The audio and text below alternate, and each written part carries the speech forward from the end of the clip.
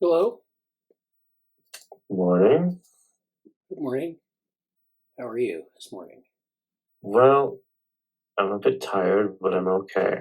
Yeah. How are you? Oh, pretty good. It's usually the way it works. Getting up on Saturday. All right. Mhm.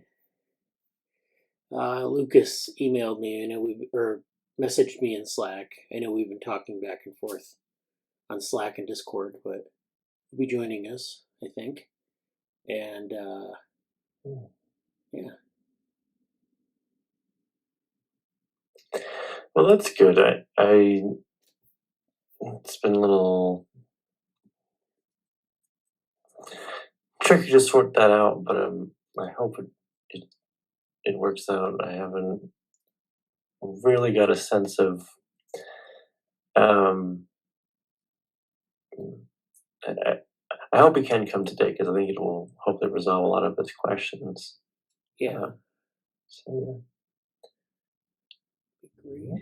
Hello, Amanda. yeah. How are you guys? All right.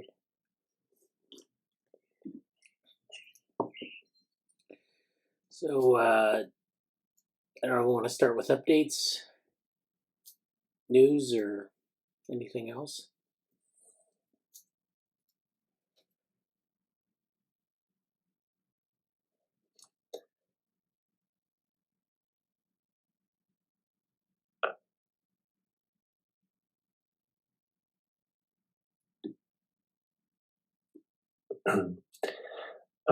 I can say some things, but Okay. I might wait also.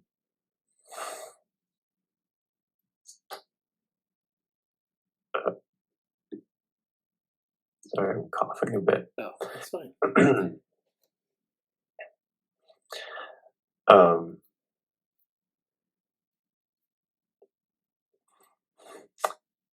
yeah, so I'll, as a very brief set of updates, um, spent a lot of time this week on uh, piecing together a lot of different things. It's been a really um,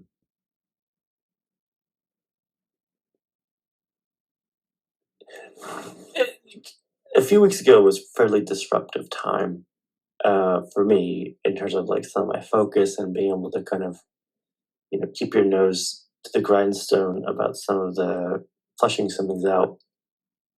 I think today has had, well, this week has had a bit more like it's almost like a sense of relief from being able to do that a bit more. A lot of things on the radar have come through to be fairly broad, but specific updates include hybrid digital designs.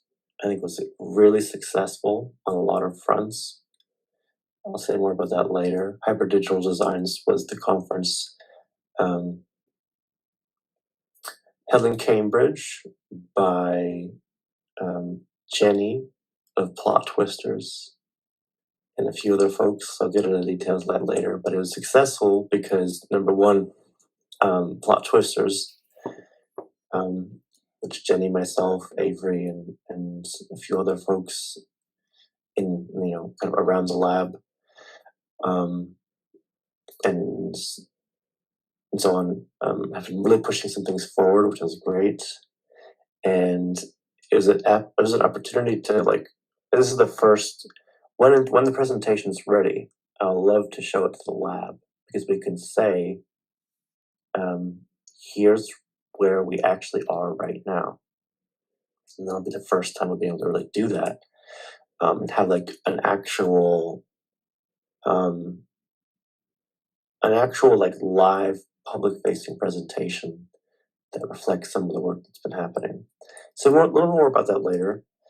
Um, it was also successful for Frontier Map because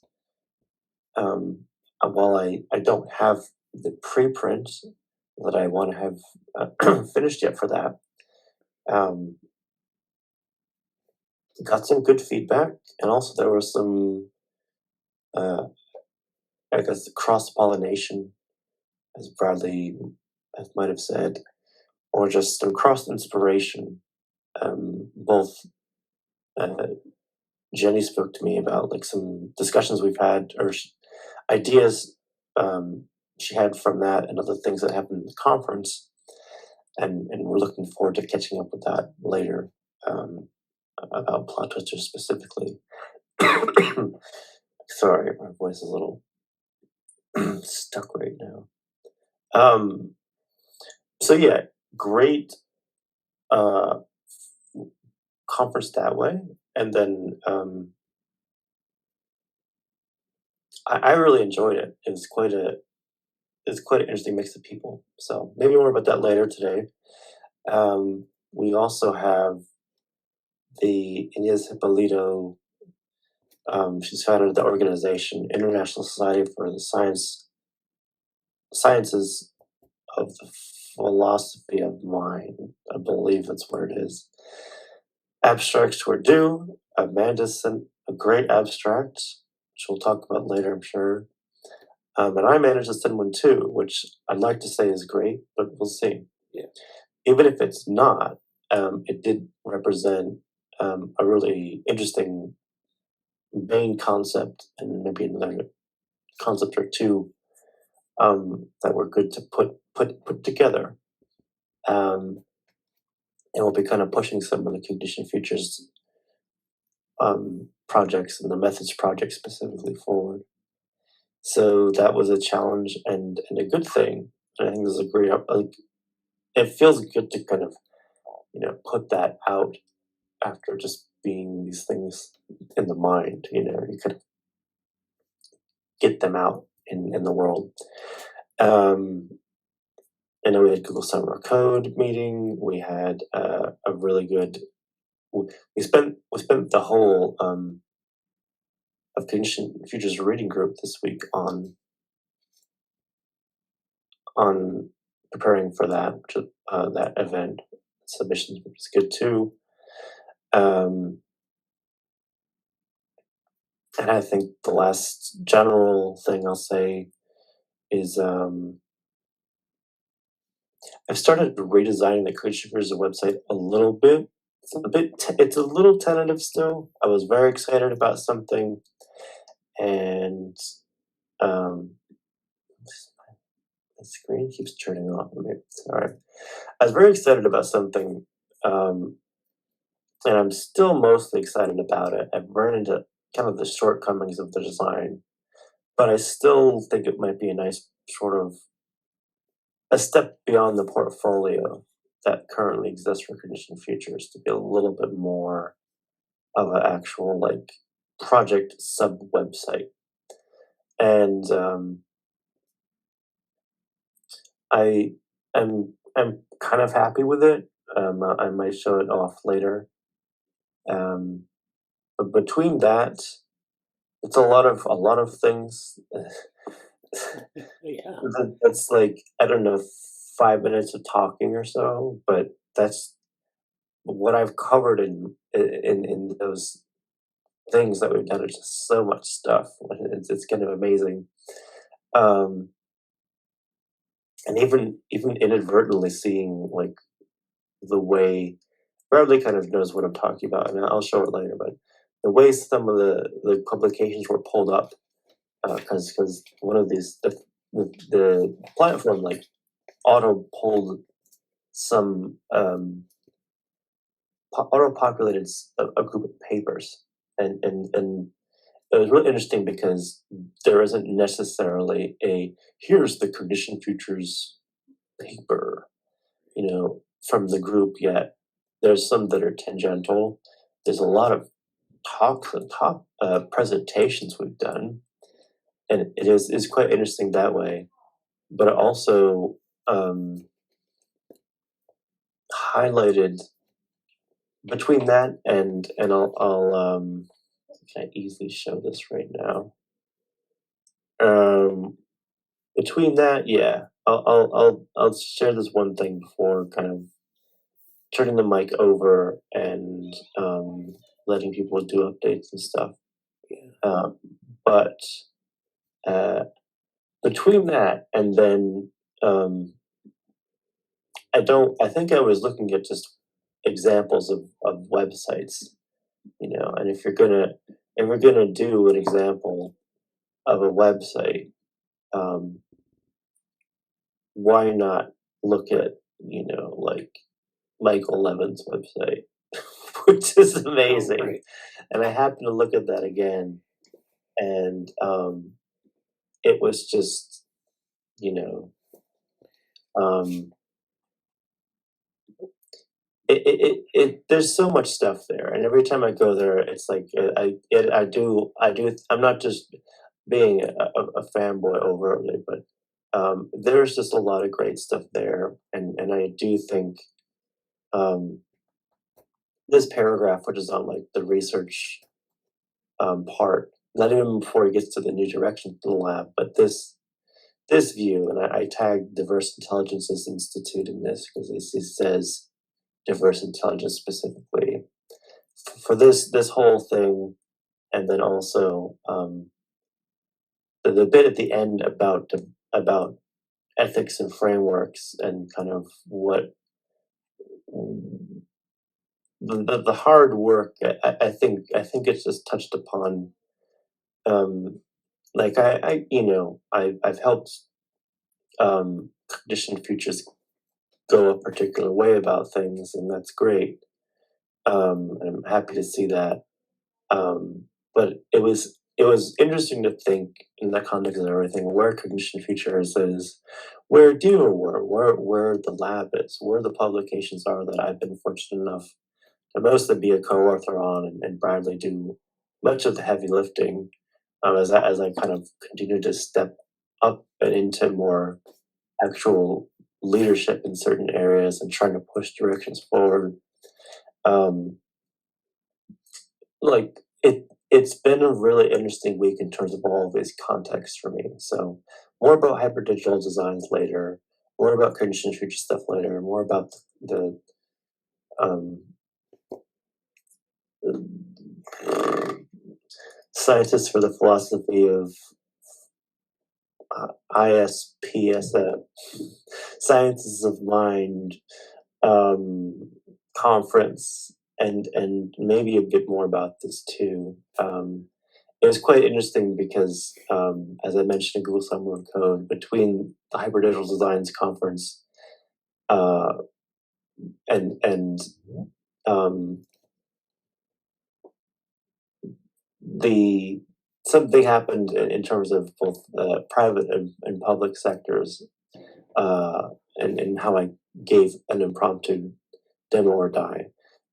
So maybe more about that later too. But I will let that be for now. Oh, we lost Amanda, I So guess. But Amanda's having trouble connecting, I think. so yeah, that's a nice bunch of teasers to follow up on later. So Well, yeah. that's great. Yeah. Um, yeah, you did a lot this week. I'm impressed. A lot of things to follow up on. A lot of things that were accomplished. So congratulations for the presentation. And like I said in the Slack, sometimes you do presentations over and over to different people, and you kind of get bored of it. You get bored with the slides. So one strategy is that for every new audience you present to, and they're always going to be different. Maybe sometimes people follow you around, from event to event. Sometimes you're, talking to the same group of people. As we've met people again and again at different events as we've, like for example, oh hello, Ankit. Um, we go to like embodied intelligence, and then you go to neuromatch, and you see some of the same people. Or embodied intelligence to the A-Life community, you see the same people. But most of the time, it's a little bit different audience, so you can change the slides out as you think you might need to, depending on the event.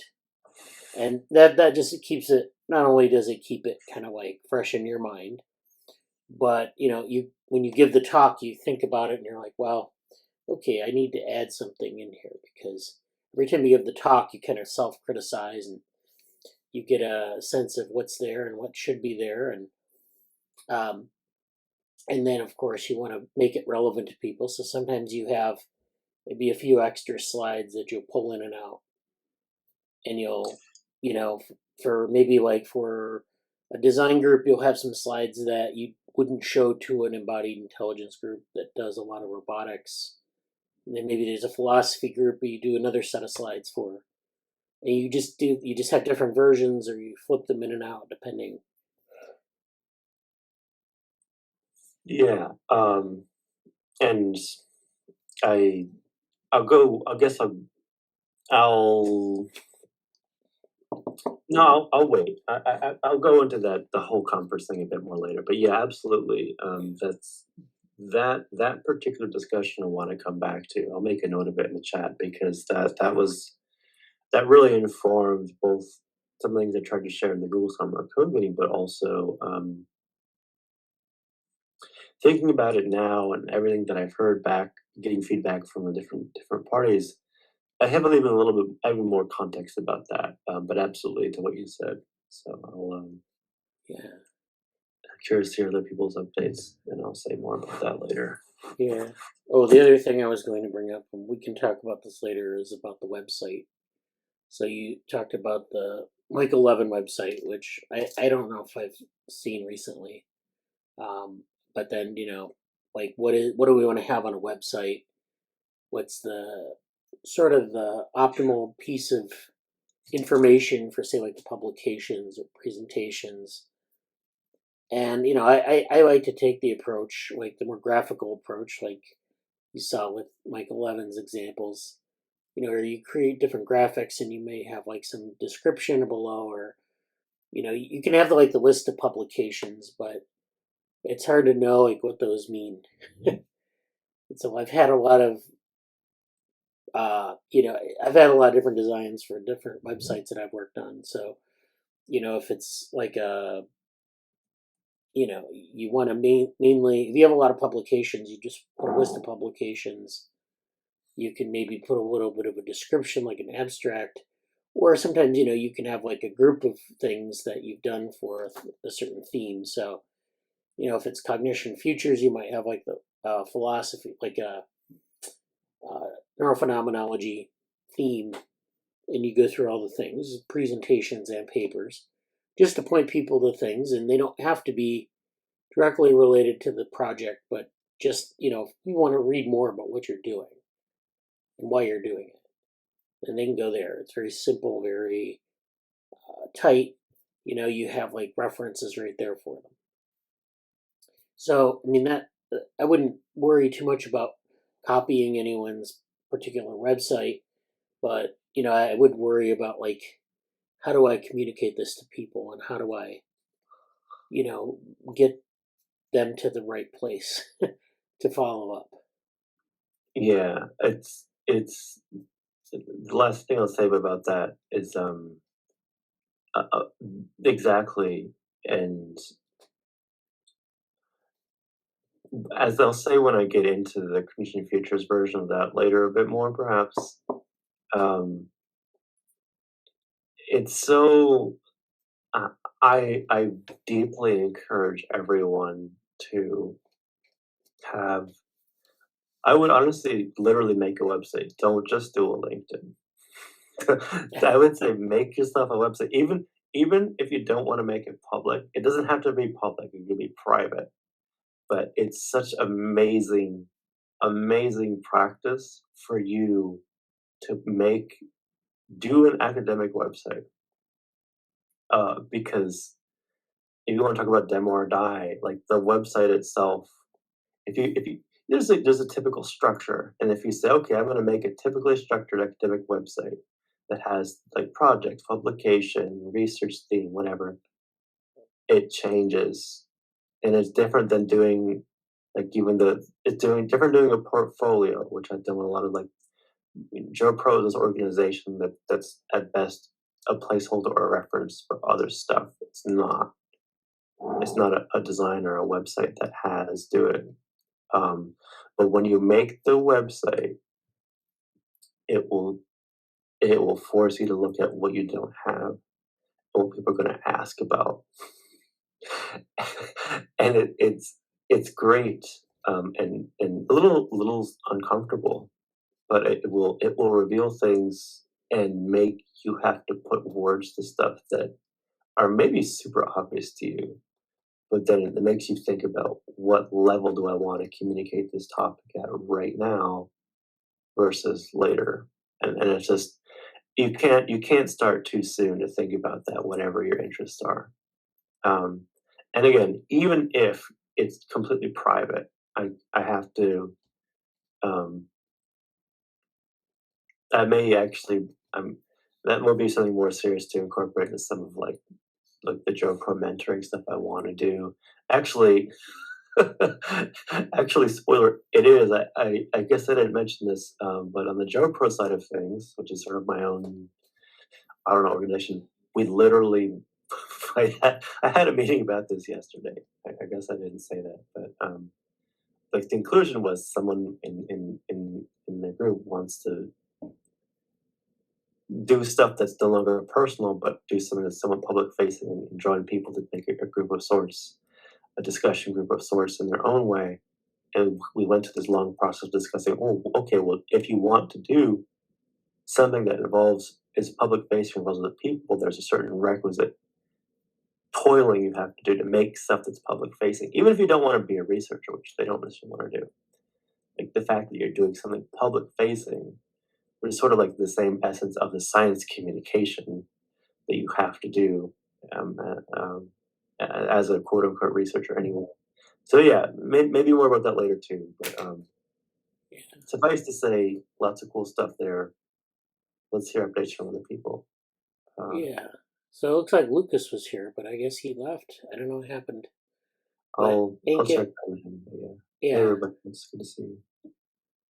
Yeah, why don't you message him, make sure that he's okay with, getting on the Ink it. Hello. The Ink it is here. And he messaged me earlier this week about doing some things. Yeah, yeah.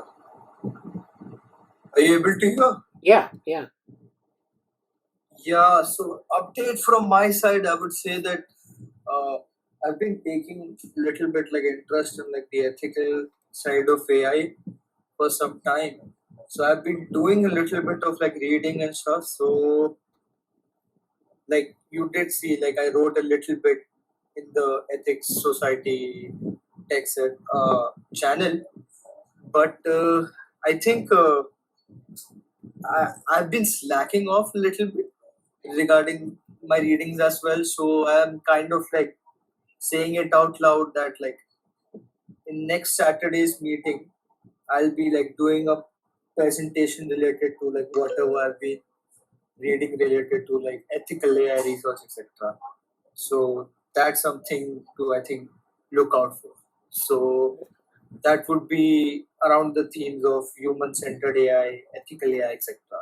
So I would Yeah, say that's like an update from my side. Great. no, Yeah. that's absolutely awesome, and like I understand that. Like I've sometimes you got to say it like that, and even just coming and saying and joining the meeting, like that's huge. So it's great to hear from you, and looking forward to that for sure. Yeah. And you had mentioned that you were interested in sort of doing more of what Jesse does and like sort of creating your own energy for projects and leadership in projects. Yeah. Yes, more so like related to like I think mentoring, just like how Jesse does. Because like one thing I didn't realize was like I wasn't getting too much time to like actually implement. But I do think like other folks in the group they might have like ideas or like even more time to like work on those ideas. So I thought I could be very helpful in that from that perspective. Yeah. So we do a lot of things, of course, with mentoring. We do, we have our mentorship sort of programs. So we have ways to bring people into the lab. So we have Google Summer of Code, of course. We have a internship program through the University at Albany, and we have some other conduits of people come in. And then, the idea is to have like to get them onboarded, to give them some space, and then they do things research wise. Uh, and this is something that we've done for a couple years, so we have kind of a pipeline worked out. We've got some onboarding materials, and if you're interested in mentoring, Jesse has actually created something called JoPro, which is this mentoring organization. It's sort of a side thing from the lab. It's just something that we focus a lot on mentorship materials on how to do things like that. Um, but there's also this component of being able to um, direct people's interests. So, like, if someone came into the lab and wanted to do something with whatever it is that you might propose like a project for them to do, or like a research area, we might talk about that together uh, as like the mentorship core. And then it's usually Amanda as well. She's interested in mentorship for just different areas, different projects that people have expertise in.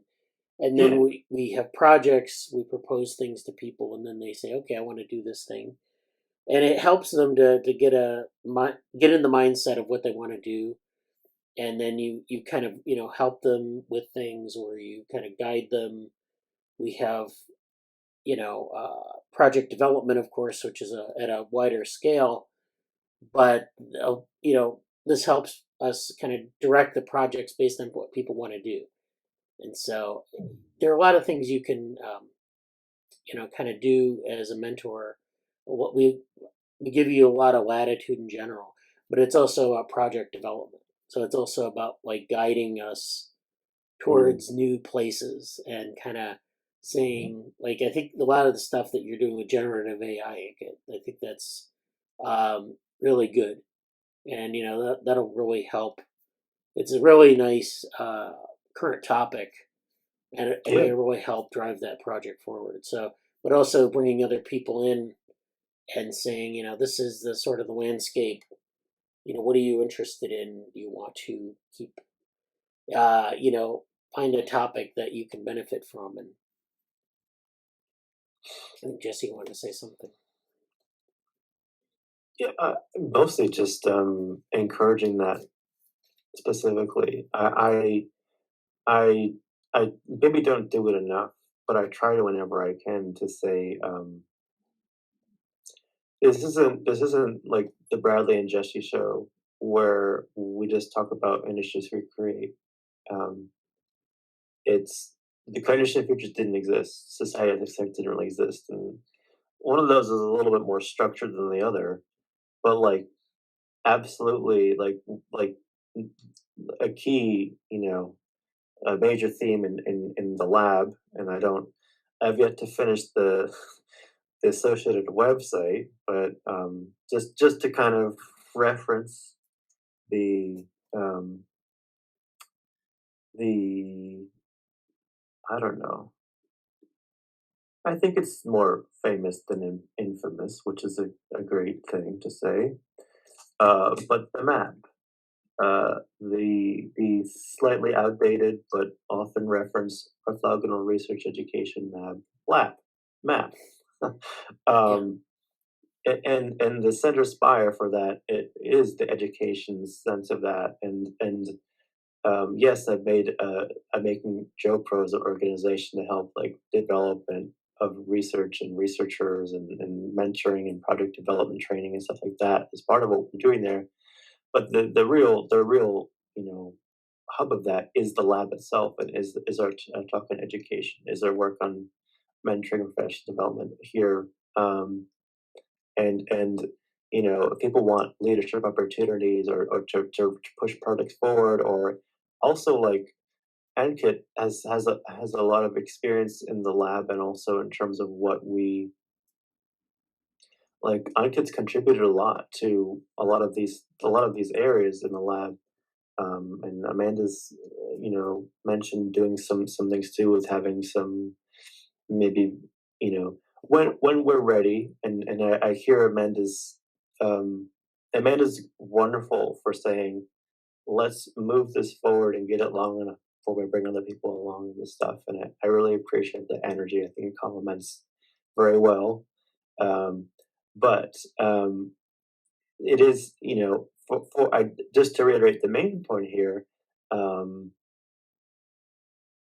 people can build out their own projects too. Maybe there's a like when we have these like one of the things that I want to incorporate more in the map like this and some of the website stuff I'm doing for the lab as a whole, like Dev AI is kind of a thing.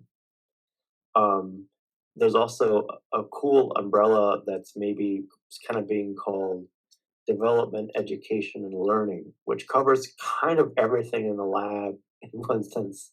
Like it covers it maybe is developmental AI or not.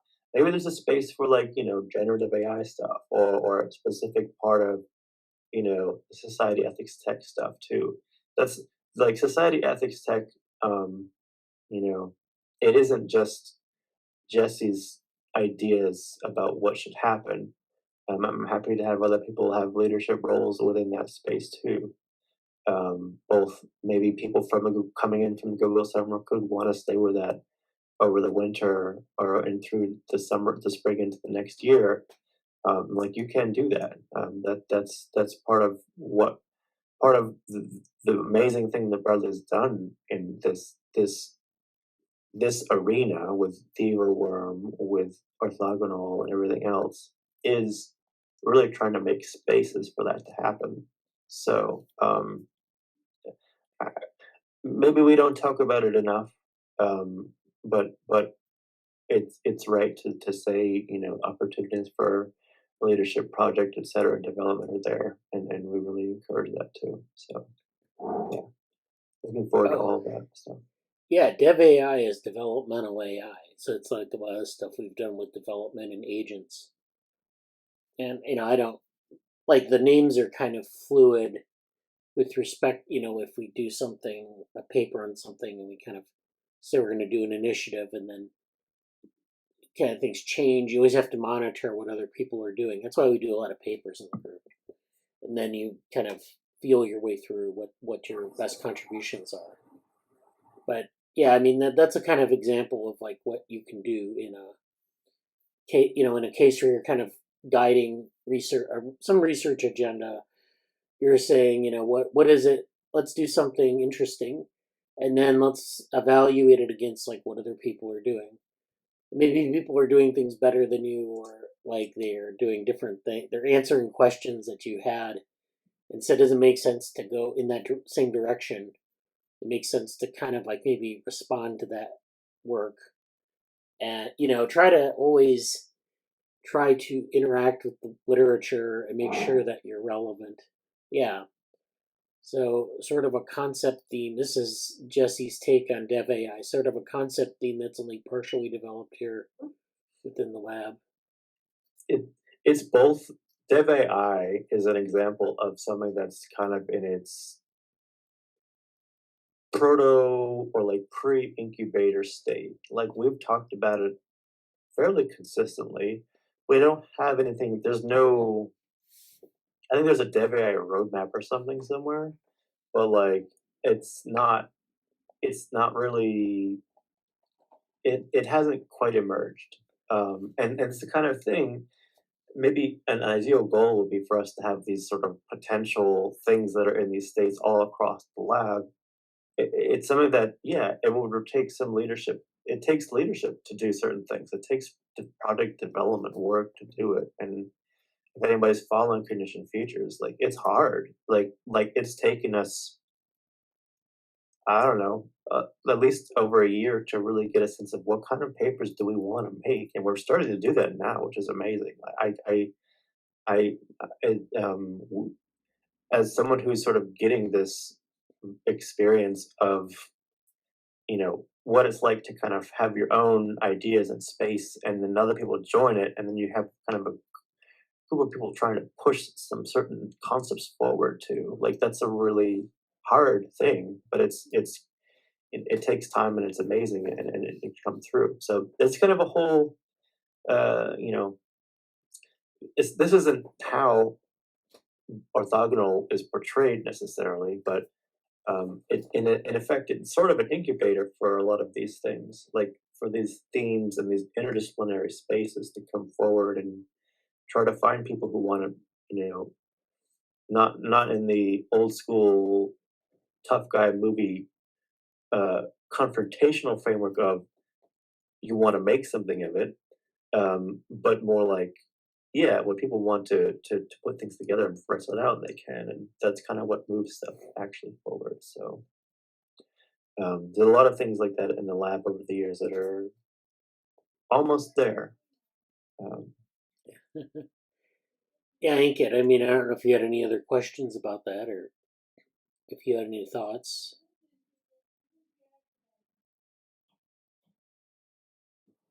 Yeah, give me a second. All right.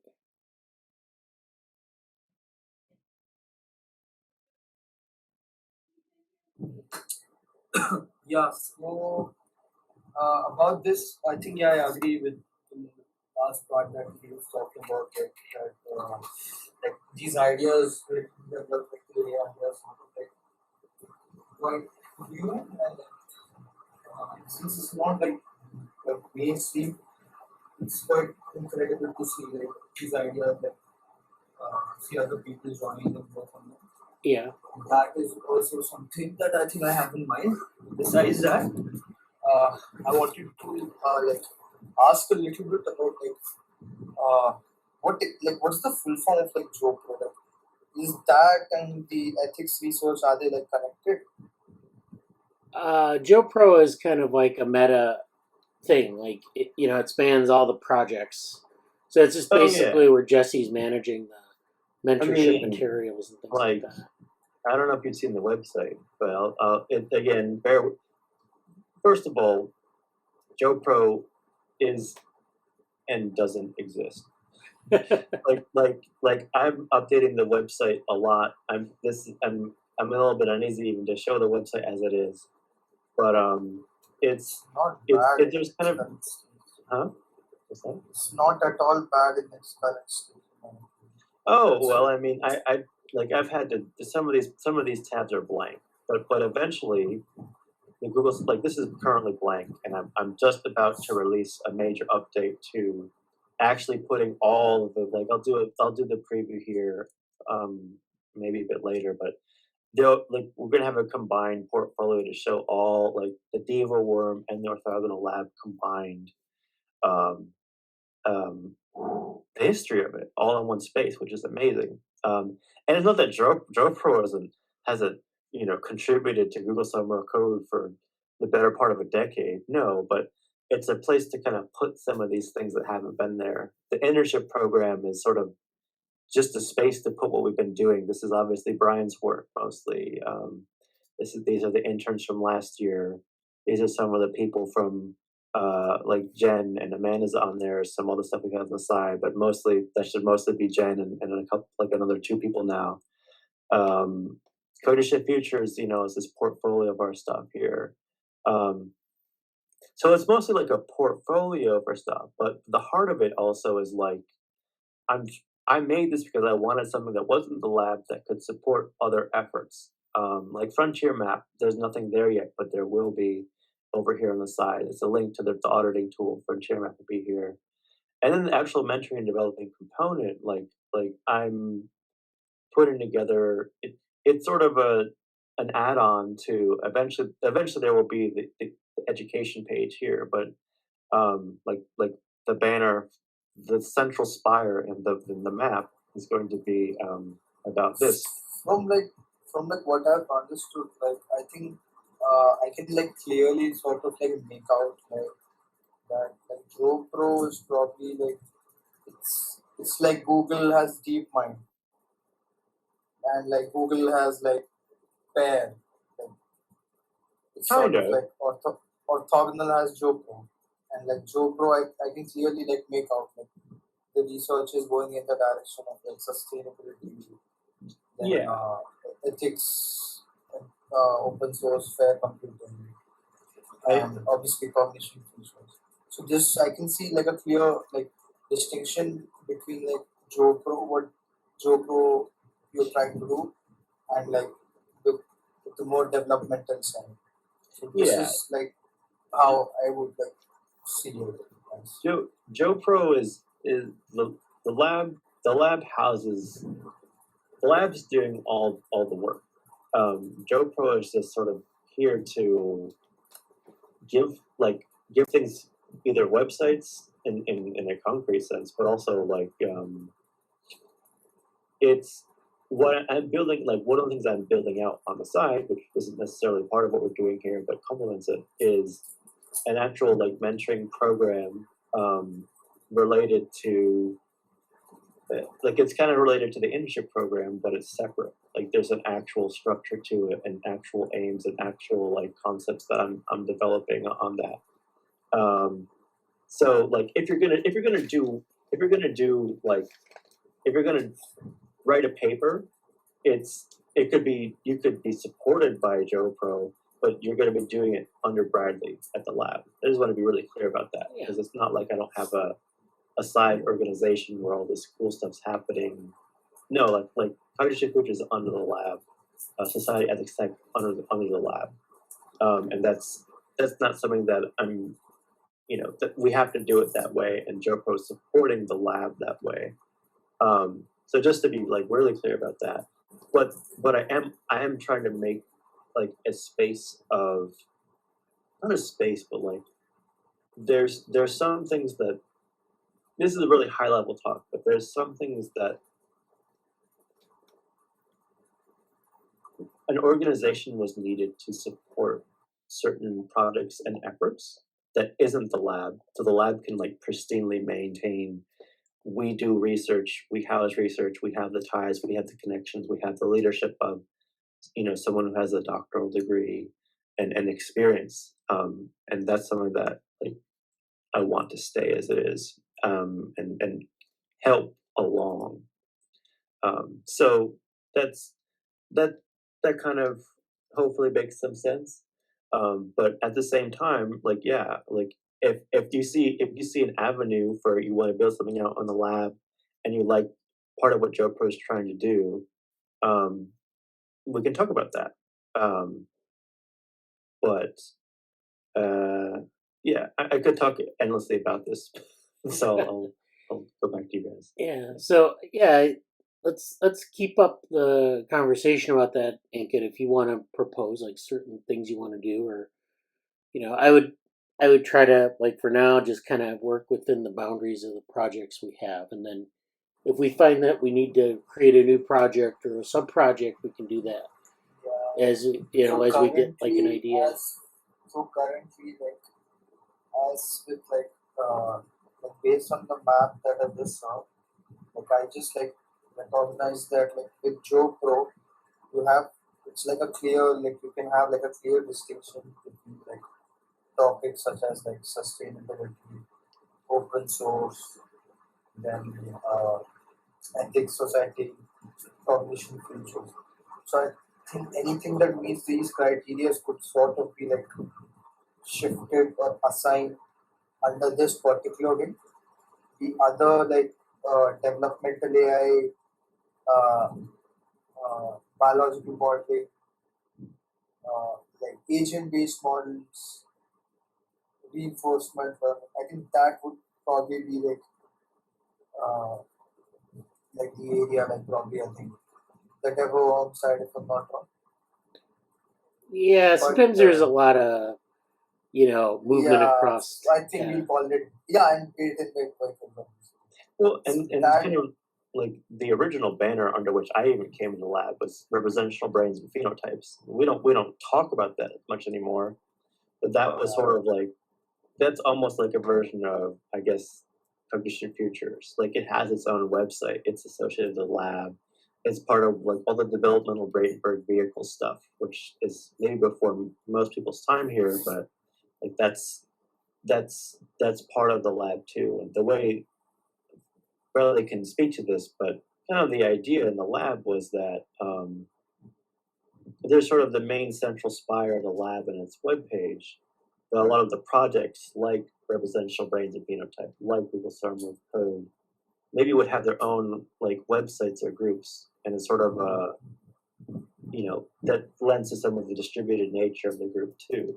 So yeah, I I would just encourage it to see that all the stuff is like orthogonal lab outright. Yeah. It's just trying to find some ways to like give it some public face or give it a collection has been part of what I've been trying to do with the JoPro website as it stands. But there'll be more specific developments about that too. Yeah. One of the things you always So get. what? Oh, go ahead. So what I was thinking is that right, maybe like you could send me over like the map that you're working on.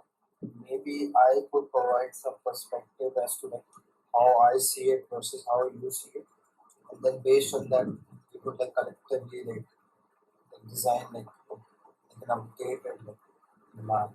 So based on what I was saying earlier, so like you had the developmental AI part, which obviously includes the brain phenotypes, brain by genes, but it could also include, I think, we could do more work related to like I think reinforcement learning. That is something I think we could definitely 100% would like work on. Uh, I think that's somewhat related to like the open source paper. I think we'll probably discuss that later if I'm not wrong. Yeah. In the Yeah. meeting. And I think the only like the area that I see sort of like missing is that like a core like just an AI like wing is sort of like I would say sort of like missing from what I can understand.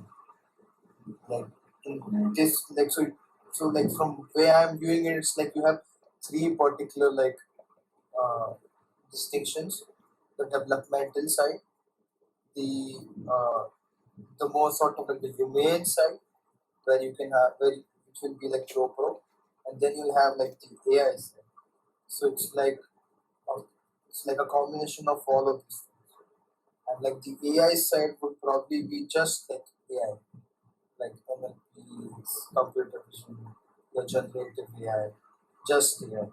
And the other areas, it's obvious that GoPro is sort of focused on like human-centered technologies. Then developmental is more focused related to uh, the, the like biological developmental side, and then you have something that's just like sort of separate from the two, and it's like just like more like computer science slash like mathematical. So, like that's how I can sort of like, uh, I think besides that, so that was about the map. I think besides the map, I think one thing that I we want to talk about is that I think if we have like a clear like distinction like about what areas are like what like subgroups are working on what particular topics, I think it will be a lot more easier to get people into the lab as well. And one thing I wanted to say, I think regarding GoPro was that I think I see like there's a lot of work I believe that can be done with respect to like the ethics area. I think that Jesse is working on. And when I talk about like the ethics area, I mean not just like mean with respect to like papers, but I mean with respect to like proposing more like frameworks and stuff for like these ethical arguments that we have.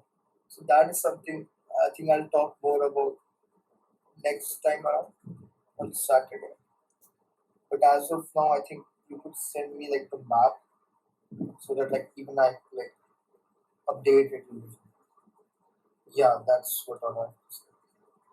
Yeah, Jesse, if you could send him like a copy. I think we have the map in like a Notion file or Yeah. something. So just to comment, the map that was shown is kind of, I don't know, a couple years old.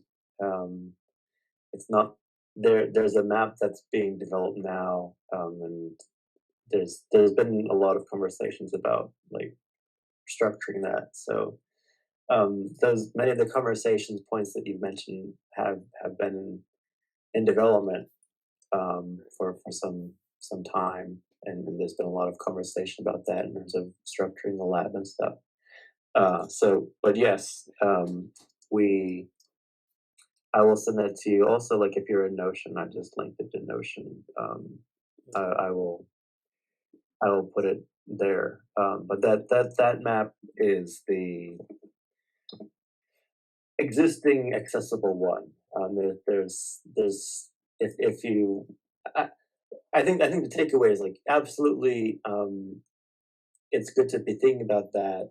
There's certain structures that we have to work with for how things are framed and labeled and what is or isn't certain projects and groups. But like, yeah, like I think it'd be great to have what it boils down to, and just to kind of say this for everybody too, as a general comment, what actually is going to make anything give life to it will be the effort people put to it and will require in the investment of doing it. And that's kind of what pushes stuff forward into more clarity or lets them kind of recede into the background. So, if there's an area you'd like to see more about or made more defined and robust, that's sort of the challenge. And we look forward to more talking about that for sure. Yeah.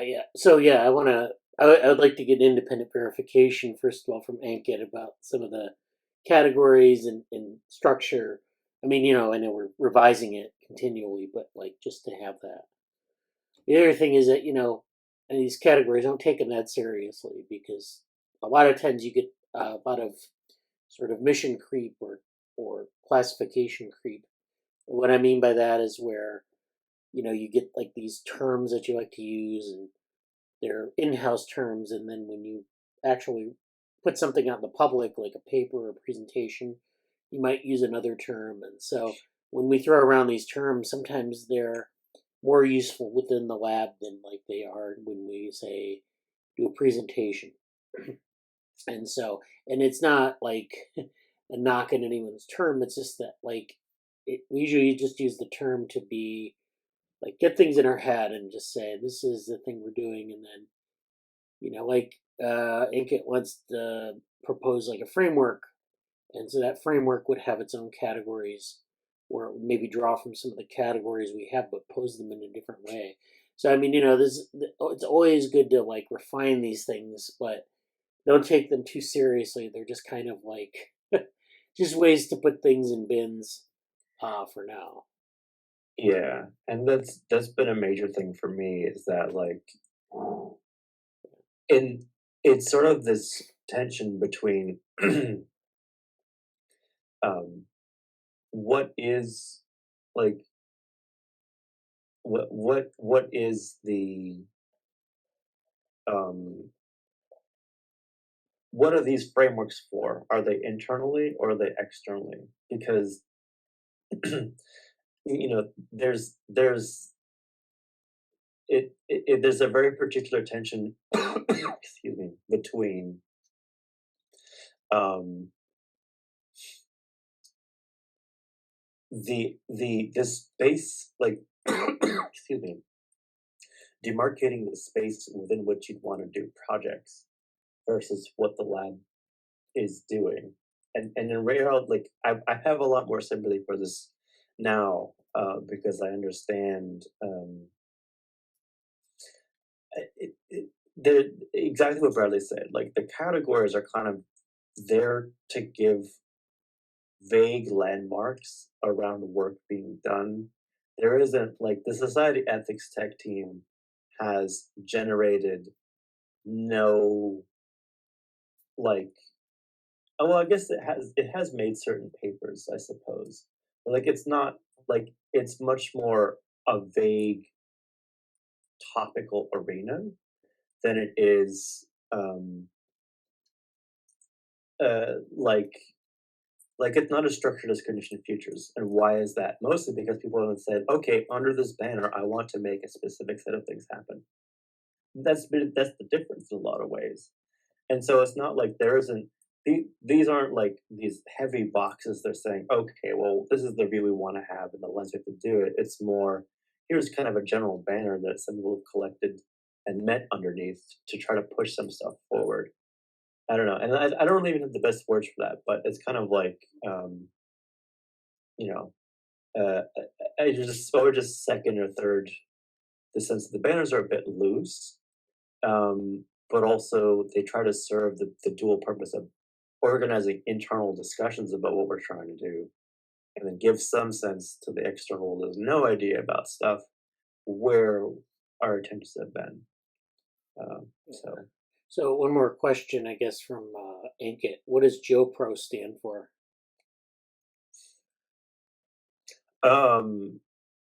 It does stand for certain things, but right now it's just an acronym, or like it just means it's just JoPro. There's like JoPro research and JoPro mentoring, which I might call like some kind of JoPro stewardship or something like that. I'm trying to break it down into an actual. I think the best way to say it right now is we're supporting research and researchers. The research we're supporting, or I'm working to support, is stuff like plot twisters and condition futures and kind of the stuff that I've had my hands in. But supporting researchers is mostly about making certain programs and I actually meant like the full mentoring. form. I'm sorry? I meant like the full form of JoPro. Like the acronym. Like, what does it stand for? yeah, the acronym exactly. That's all there is to say about it right now. Oh, I guess it's probably Jesse Pro or something. Yeah, No, spoiler, I don't really like my name. Oh. So it's not about it does have the JP, which is sort of cool because I'd rather talk to that than my name. But like, yeah, it's not my it, name. So no. It looks like Lucas is back. So I don't know, Lucas, if you want to introduce yourself, but Evie, you can have time to do that. Oh, can you guys hear me now? Yes. Oh, yeah. So my name is Lucas. I'm an undergraduate student in Canada, and I actually I wanted to find some research opportunities, and that's why I joined the lab. And I don't know what else to say. Was that enough for an intro? Or? Yeah. What are your interests? Like, what do you? So. I think you came in through Brian McCorkle. He mentioned you some time ago. I don't know how you guys meet. I don't know anything about you other than you send some things in the Slack, but I really don't know much about you. No. Oh yes. Okay. So yeah. Again, that was for I think that was for last year. That Brian. I think it was. So I don't know if you guys know that much about the Active Inference Institute. Yeah. So I worked. I mean, I talked with Daniel Friedman, and I was in his meeting, and I was talking to him, and he said he knows some labs that might help me with scientific research and that stuff. And I think that was when I met Brian, and then he actually referred me to Jesse, and that was last year. But again, I was reviewing my emails, and I thought it would be a good idea to send a message in the Discord server to see what's going on there. So you asked about interests. Do you mean like scientific interests, or just outside, like life interests or whatever? Oh no, like scientific interests. Like, what did you want to like? Yeah, what kind of projects did you like to do? Yeah, I'm mainly interested in cognitive science and neuroscience mostly, and that's about it. If I see the project, like I was looking at your the projects currently in the lab, but the main thing that interested me was the group about, I think, I forgot the name, but I think you guys also do research in NeuroSim or something like that. So I was interested in that, and yeah, that's my interest. And I am actually currently in an AI program. So that they teach us AI programming and stuff like that. And yeah, that's about it. Okay, that's great. Thank you. Yeah, that would be great. To talk more, like in the Slack, we can talk more about that. And I think that's definitely going. There are going to be a lot of opportunities for you to contribute. So we do we're interested in sort of CogSci, NeuroSci, AI in that sort of area. There are different projects that we have, and Jesse's showing a board that's kind of has everything. This is an incomplete. We were just talking about how this map's a little bit outdated, but it's hard because we have such an interdisciplinary space. So we have all these different topics. Yeah. But yeah. So Also, can I just ask, Lucas, did you mention stuff about like medical stuff too, or like? Oh yeah. So no so yeah, I think in the channel that you made in the Slack, I think I mentioned, yeah, I'm also looking to perhaps go into med school after I finish my undergrad degree. But as of now, I'm just interested in just gaining more experience in scientific research. Okay. Yeah. And your current undergraduate program is in what again? I forgot. It's a health sci. Okay. Okay, cool. You're saying Bradley, sorry. Oh, yeah, I was going to say another thing we have for you to get a handle on some of the projects.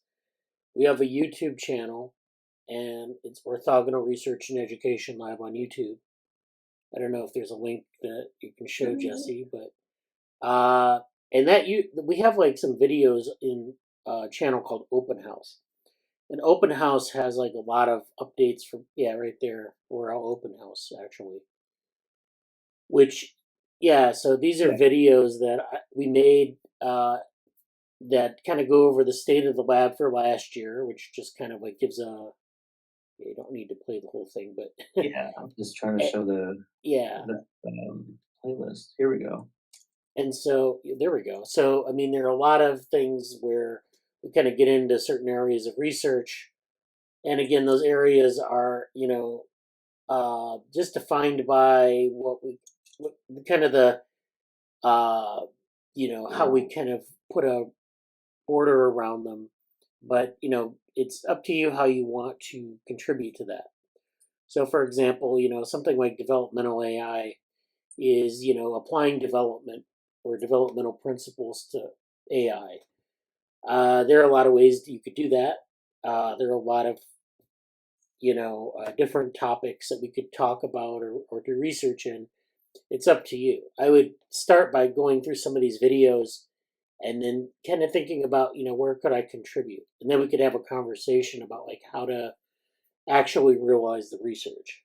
So yeah, I would do that. That's where I would go to kind of get a better handle on all of this complexity, because we do tend to do a lot of things in the lab, and it's hard to kind of for new people to kind of focus in on what they want to do. Yeah, this is probably a good. This is probably we should probably reference this specific playlist more than maybe I have in the past. Yeah, you can see. Yeah. I actually didn't know that this website this tab. I forgot about that basically. But this tab basically goes to state of like this is a big year end review, state of the lab, Google Summer Code open source, Diva Worm, which is kind of a sister group that's a little more biologically focused, Slack and Discord, Dev AI, the PhaseX project, which isn't completely a thing. That's like there's work. Actually, there's more work now with the Google Summer Code stuff and the VR work, but that the education, community building stuff, and then all like this whole playlist. There's I think there's like my society ethics tech like a bit of a brief you know 25 26 minute history and review of that whole arena. And I don't think I made one for Cognition Futures. Oops. Oh well. Oh, But you can get a sense of stuff. So yeah. yeah. All right. So yeah, thank you, Lucas, for telling us what you're interested in, and welcome to the lab. Yeah, I look forward to interacting with you more. And if you're interested in any particular thing, just let us know in your HQ channel or instant message. And of course, you can come to the meetings, um, and you don't have to stay for the whole meeting, just whatever you find useful. Yeah. For you specifically, or for others joining or potentially joining interns, we have different sort of onboarding things, and the next step might be to think about what you want to do, and if you do want to meet with Brett, just like one-on-one or one-on rather than I'm talking about stuff and aligning you with a project, we can do that. Like I would say put in your Slack channel sometimes that work for you. We'll have that discussion in your Slack channel, but that can be kind of a next step. Yeah, as of now, I'm just after this meeting, I'll try to look at the open house 2022 playlist. Just I'll watch some videos, and then I'll also look at the website, like the lab's website for the projects and stuff. And then I'll probably do what you said for Slack, just leaving the times I'm free. And I think we are in a different time zone. I'm in Atlantic time zone. You guys, I think, are in Eastern time zone. So you're ahead of us a little bit? 1 hour. Yes, 1 hour. Okay, cool. All right. So, all right, yeah. Okay, yeah. We have a very long history of working with people all across the Time planet. zones, yeah. You could almost say we attempted to hack the planet with that's another discussion. Yeah. Well, yeah, thanks. So I wanted to talk about Ankit and Raj. Raj wanted to talk about Ankit's comments on the open source sustainability project. Yeah, welcome. And so I don't know if Ankit wanted to talk more about his observations of the open source sustainability project, or if Raj had questions for Ankit, or how you wanted to. Yeah, definitely. So I think the first time I don't really know like who really started this open source sustainability project, like, or like how did it come to its current state. If I know more about that, then that would definitely help me. But in general, like since I've been with the lab, I did know that I think Brian was probably responsible for like the initial like versions of it, and I was looking at the initial paper. I think that or the initial like the draft or the document that like the those who were involved had worked on, and I kind of noticed like that over a period of time I saw like there were like lot of more changes, and like I felt like at the current stage like the articulation was so much more better. Last time like I read that draft, I just did not understand what exactly was going on. This time when I read this like improved draft, I had a clear idea like, oh, now you have like these agent based models, then you have these like other like, I do not really know what exactly the name is, but you have some other sort of methods which you're using, which use like personality traits, MBT, I think it's called MBTI if I'm not wrong, and some other kinds of methods. So I think I really love the clarity on this particular draft. I think besides that, I just could see like things were like coming together and like taking its own form, and the I think the only thing that I feel like is sort of like missing in my opinion is like we have like lot of methods, but we need some sort of way to like compare all of these methods, get some like tables out where you have like all like 5-10 of these methods in like one particular table, and compare different characteristics of like whatever experiment is being done, and like show how each of them are like performing with respect to each other. So that would like probably be like some metric, like maybe accuracy, maybe some metric like the time it's taking to simulate correctly, for example, like convergence, for example. How many what do you call it, how many simulations it took to get this average particular metric out.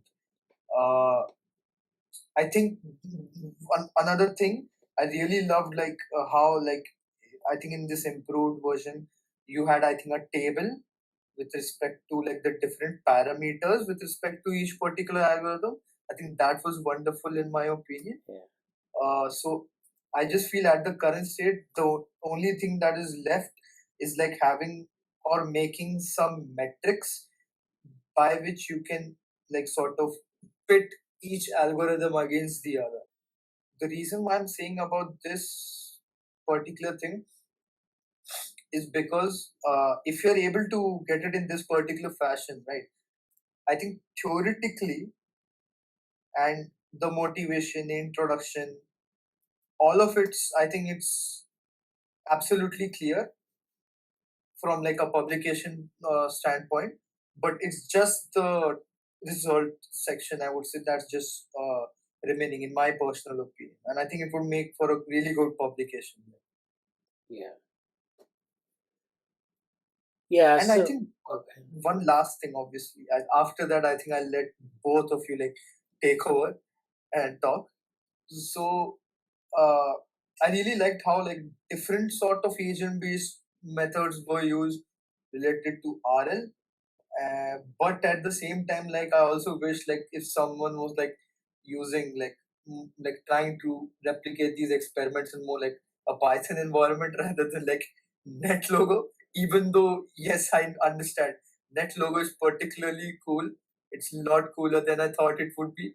But still, I think the reason why I'm saying Python is because I just feel like when you implement in Python, it will just open so many doors for your creative freedom that I think NetLogo might not. Yeah, I think you're right. And Raj, I know you are going in that direction, or you've been talking about using Misa, which is the platform that is like agent-based models in Python, or implementing them. Did you want to say something about that, or? Yeah.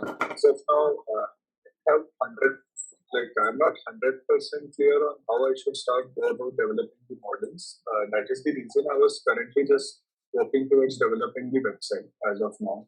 So I think that I can probably have a discussion with Ankit regarding the models. We can have a discussion, do some brainstorming, and I can then start accordingly. Okay. Yeah, that would be good if you two could have a discussion about that. Or Ankit, I know that like we have this meeting, but we also have an open source meeting on Fridays. And so if you want to make that meeting, if you can, we might talk about this more in detail there. Because I mean, it's like one of these things you have to work out the details too. And I know that Raj is currently working. There's like a website component, which is the auditing platform, and then we're going to be moving into uh, in maybe a couple weeks this part where we're kind of putting the models in Python, or being able to have these models interpreted as code. So it moves out of, because you can't necessarily host NetLogo files on the web. I mean, you can serve them, but it probably is faster to do it in Python for a number of reasons. And so, we're also in the process. I need to make some pseudo data for the project. So I need to make some pseudo data for some of these communities, like what kinds of things that maybe we want to benchmark them on or test them on. We don't. I mean, we can go get community data, but it would be easier just to have like a pseudo data set where we create some data and according to a distribution, and and then have like specific metrics, so we have complete data, complete comparisons for different parameters, and then see how the models perform or see what we can do with that. So I need to do that. I need to create those resources, but yeah, I think this will be good. I really encourage you two to talk, because I think Ankit is really interested in this, and um, yeah, I think that would be great. Uh, yeah, yeah. I think, uh, yeah, I think I'll definitely join on like Friday. Yeah. Definitely, I think that's when you guys have the meeting. If I'm not wrong, it's either on 8:30 or 9:30. Whenever it is, I'll definitely join. I think this is something I was actually really thinking of initially during the first time when I read that, like the first like the draft. The same thing like really came to my mind. Like, do we need to like produce data in order to like test like our algorithms on? And I think this just makes sense to me right now, that like we could have like our own like sort of like test suit, for example, like each like a small different kind of test suit, which is obviously the data we are generating or using, and each of them could be like a sort of like a different sort of like distribution, for example. And then maybe like after the test suit we could also like, I think it's always good to like uh, besides I think synthetic data. Yeah, okay, so I think I have to go here. So I think when I worked so okay, I think I don't know if Raj knows about this, but like when I worked with I think Bradley on a project like a while back, so I had worked on a project related to genetic algorithms. So in that project I used simulated data, but what I made sure was to actually get like actual like flight data. And that was a question that was actually really asked to me a lot when like I did any sort of like paper rebuttal or any paper presentation. This was like a question that was always asked to me, as to like whether you like implemented and tested these algorithms on like the synthetic like tests and simulations, or whether you simulated it on like the actual set. And I think the only reason I think our paper like I think I think uh, was good was because of the reason that we kind of simulated it on the real data as well. So I think besides synthetic data, if we can also do it on like some real data, I think that would make it like totally like a concrete like paper, for example. Yeah. Yeah, I was just considering the synthetic data for the initial testing purposes. But yeah, towards the end of the project, even I had an intention of testing it on actual real open source communities. Yeah, and yeah, if you want to work, you said you might create a Python script for this, so we should we'll talk about this more as we go along.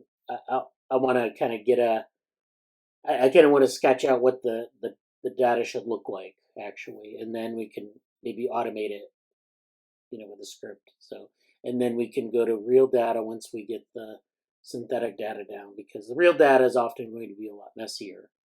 So you can't really start there. And we talked about this last summer in our meetings, where we'd go and we'd look at what there's data you can collect, but it's not ideal for testing. So that's why we want to do this. But yeah, that's good. Let's keep up that conversation. Definitely. Yeah, let's talk about it Friday. So thank you, Ankit, and thank you, Raj, for that those points. I want to move on here. I want to talk about. I'm going to talk more about Oh, go ahead. I do want to offer for anyone else that has updates. Like, I don't know if Raj, you said some things. I don't know if Amanda wants to say stuff, or Vishali also just joined. So if you guys want to say anything quickly before we get into other stuff, I don't think we just mentioned that. If not, that's fine too. Okay. Just want to give space. Yeah, and you can put things in the chat if you something. Yeah, you can do Yeah. Slack. You can do chat updates too. That's maybe. Yeah, so we've been talking about VR stuff last several weeks. Oh, okay, yeah, Amanda, you've submitted your abstract. So yeah, thank you again to Jesse and Amanda for submitting those abstracts. Those are just like, we need to get them accepted, of course, and then we have to produce a paper. So that's more. Okay, Vishali, would you like to say something? Okay, yeah.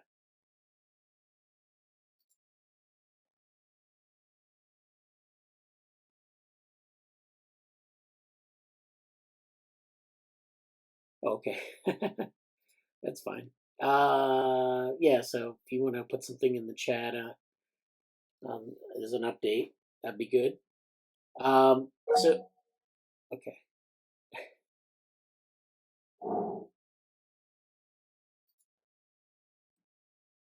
I think she's hitting that by mistake, but Yeah. like right next to the chat. So you were gonna go on to like VR stuff? yeah. So I have a feature here. So one of the things I've been kind of thinking about is, working or being in a 3D environment. So if we're in a 3D environment, how do we simulate things around us? How do we actually build an immersive world around us? That's one of the powerful things about VR and simulation. And then one of the things about virtual reality is actually being in a simulation, having objects around you, and having that all done in real time. So I have a couple of things to talk about, like implementation wise, that are really interesting. And so I'm going to share my screen and we'll go through some resources and I'll post these in the Slack after the meeting. So I start with this idea of the composable 3D web. So there's been a lot of interest in this area, with a lot of companies kind of investing time and money into this. So this is from Google. This is a project in 2017 to 2019. And this is Josh Carpenter, who is a person who, they have a portfolio of their projects. And one of his projects that he worked on at Google, and he's doing visual design and prototyping and interaction design, working on this composable 3D web. So, this is the model here where you're in an urban environment and you build a model of the buildings and the cars and the roads, and then you're walking around in that space. Now, in order to really kind of interact with things or to have them sort of presented in real time, where, if you turn, things can track with you, or, you can add things or subtract things, you need to have a good model. We talked about digital twinning a while back, a couple weeks ago. And so this is sort of a digital twin of a city. But it's actually a bit more than that because you have this set of three-dimensional volumes that are extruded towards you or away from you. Or if you want to look down at it, you can also do that. So this is the goal of this Google project was to define new composable and declarative 3D building blocks for the web platform. So this isn't just like doing this in Blender or in Unity and then putting out a 3D model that you can, move around and inspect. This is actually like doing this on the web. And so that's a little bit different. We talked about WebXR as a standard, I think 2 weeks ago, maybe. This is sort of, using that sort of open standard or using a standard where you can model things using this type of, on the web, having this available for people to just kind of open a web browser, go into this world, and investigate things. Chief among them are model elements. So they're creating this tag model. And so they want to include things under that tag. Because as you know, HTML, they have these tags that describe things that you're, programming. So a model would be like a page or a heading at that level of abstraction. So you want to have this sort of these different elements in the HTML or in the virtual in the XML language that you're using. I was UX and product lead working with a multidisciplinary team creating prototypes. Our work culminated in the release of Model Viewer, which is modelviewer.dev, an open source solution for adding interactive 3D models to websites.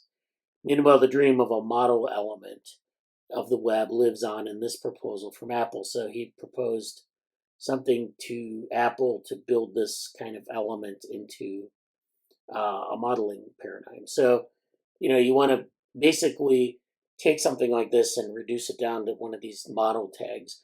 So the idea would be you'd specify the level of abstraction for these things. So like a building would be model, and then you'd describe the model, and you'd bring it into the environment. Okay.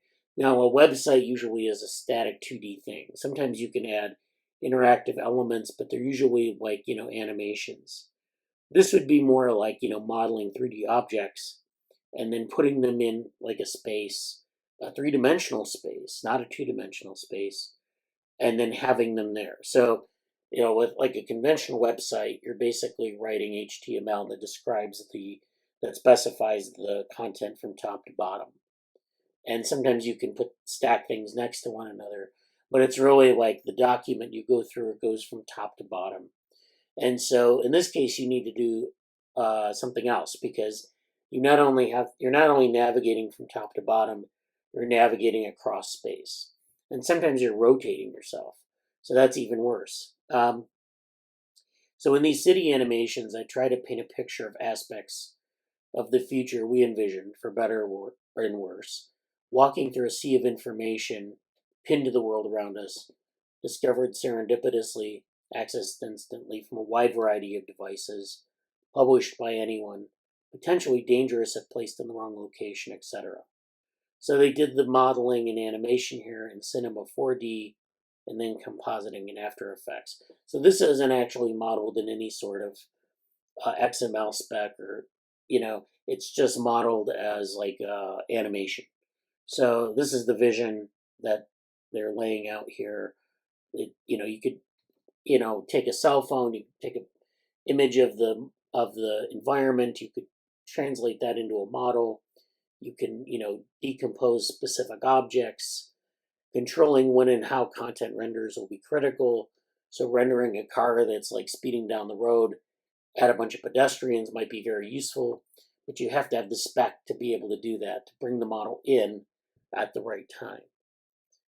And then talks about some of the things that he did when he was at Google working on this. He explored how a model element to new 3D CSS properties might work. So CSS are these style sheets that you add to an HTML document, and you might add that to some sort of XML document for this as well, the CSS equivalent. I created a series of animations and prototypes, which played with, among other things, cropping when models exceeded their bounding boxes, responsive interfaces across mobile, VR, and AR, coordinate systems in real use cases. So this is a nice example of this. It shows the vision. But you can there is a type of browser today that you can use.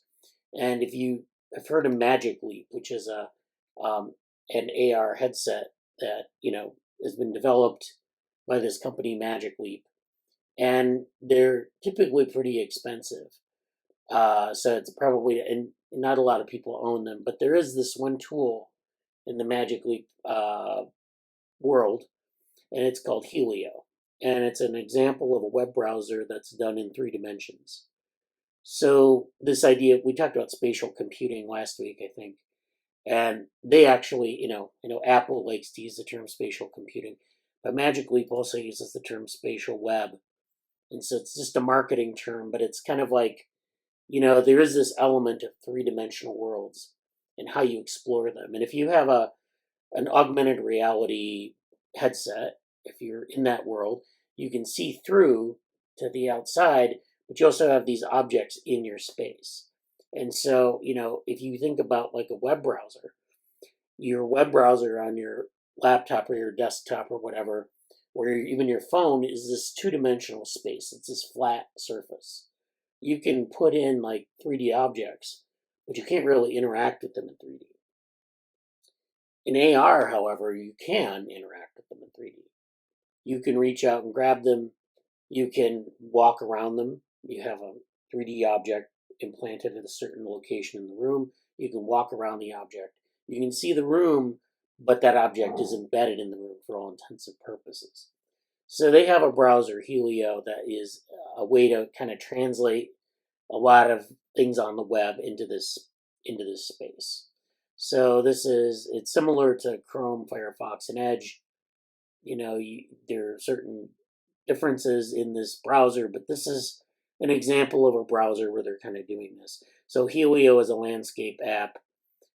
Windows can be moved around in your space. So you're moving windows around in real space, and they're projecting these 3D objects, or they're projecting like the two-dimensional web in 3 dimensions. So this is an example of a Google map in Helio where you're projecting the window, which is an augmented reality object, in a real world setting on this desk, and you're seeing this two-dimensional space. So that's how this works. And so if you combine the two things that we talked about, you have this sort of world where you can, browse the web, and you're adding another spatial dimension to it. Then there's the HoloLens, which is something Microsoft has developed, and that's also augmented reality. So they actually are interested in building things for augmented reality, and again, putting 3D objects in the real world. And one of the problems, though, with moving around in the real world and browsing the real world, aside from the three-dimensional space problem that I told you about before, is this idea of moving around. So a lot of the tracking systems that we have now don't necessarily allow for you to move around your space. If you use, for example, a MetaQuest headset, if you're on the bus or you're riding around or you're walking around in a warehouse, you may or may not be able to keep your tracking going, because the tracking is, hand tracking, controllers that you're holding, or head tracking. Sometimes they use eye tracking or gaze, depending on the device. But it's like this reference frame that goes, around your body. So, it might be able to image the room, and I think we'll talk about that in a minute. But if you're moving around, if the reference frame is moving around, if you're changing your perspective, like on a bus, if you turn a corner, or if you're on an airplane, sometimes it doesn't work. So this idea of tracking your position, your global position, and the position of your body is key. And so they have, for HoloLens, they have this moving platform mode, and they talk about this article. In Windows Holographic version 22H2 or 21H2 has newly added support for tracking on low dynamic motion moving platforms on HoloLens 2.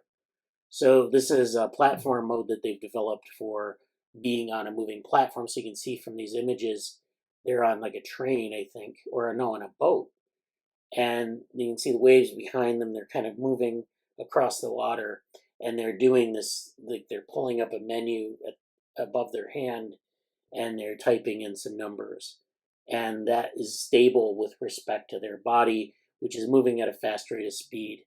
I mean, I know we're moving on the planet, all the time as the planet rotates, and we're moving through space, on the planet. Those are inertial reference frames that don't really matter too much to this. But if you're on, like, say, a boat where you're moving very fast and there's a more direct inertial effect on the body, then this becomes an issue. And of course, they're working on this technology to sort of overcome this. So you can render objects with respect to the body's reference frame pretty seamlessly. So that's the idea. So this allows you to use the HoloLens 2 in inaccessible environments like large ships and large marine vessels. you can think of the applications there. Currently, the feature is targeted at enabling these specific moving platforms only. Well, nothing prevents you from attempting to use a feature in other environments. The feature is focused on adding support for these type of environments. So moving platform mode is necessary because in the case of the HoloLens, it needs to track your head position with 6 degrees of freedom. So you have the XYZ coordinates of space, up and down, side to side, and forward, backward. You have translation, roll, pitch, and yaw. And then those are translation and roll, pitch, and yaw. Those are the other three. And so those are 6 degrees of freedom. So it's like you're moving around in space, but you're also orienting to, you're listing to the side, or you're listing forward or backward. And, it's like flying a plane. You have these 6 degrees of freedom, that you have to represent. And so you need to use all 6 of these degrees of freedom to show stable holograms. So the hologram is this menu.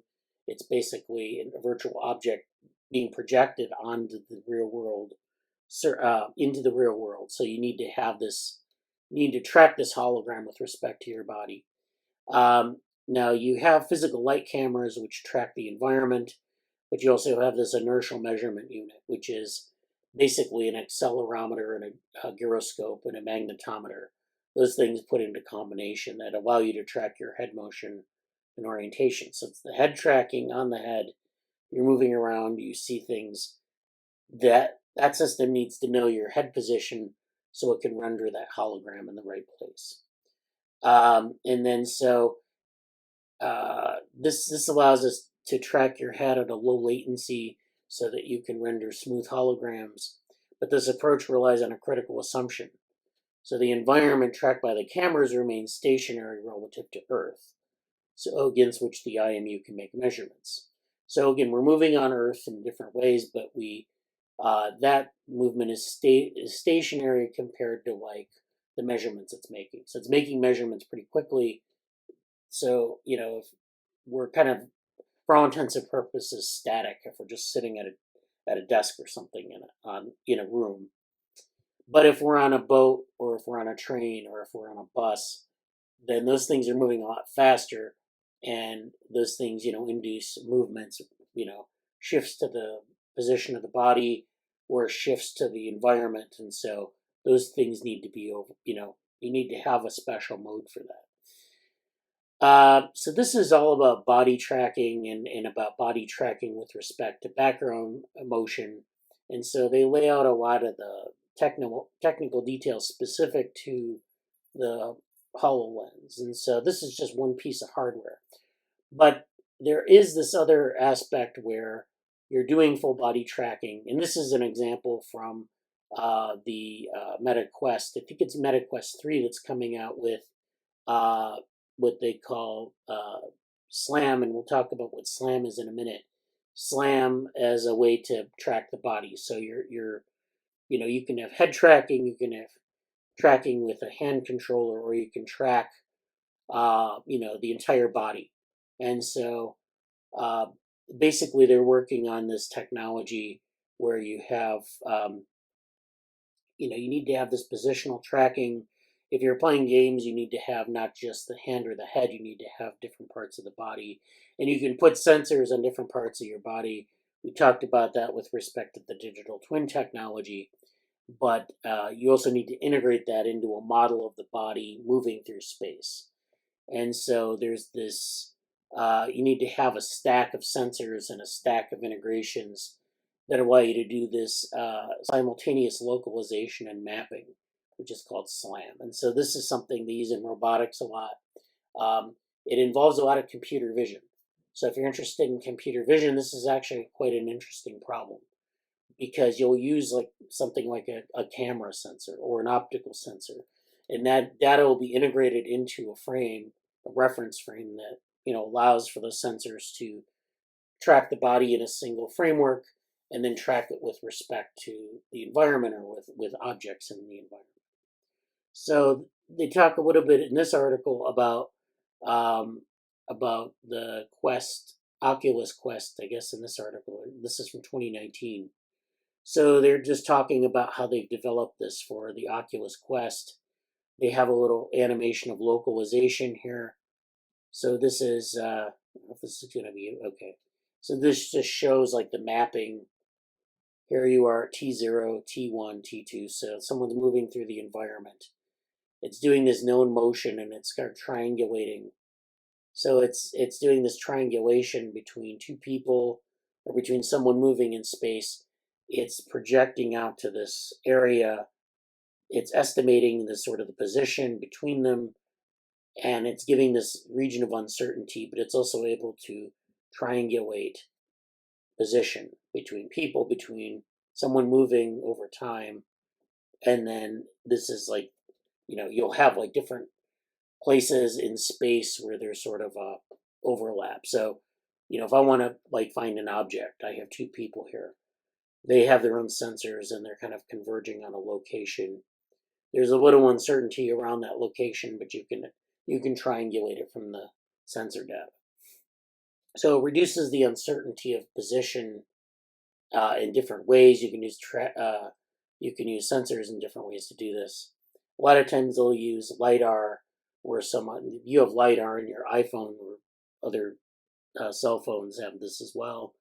You can do this to sort of triangulate these positions. You can also reduce latency by having more intense, more sensors, or sensors with a higher sampling rate.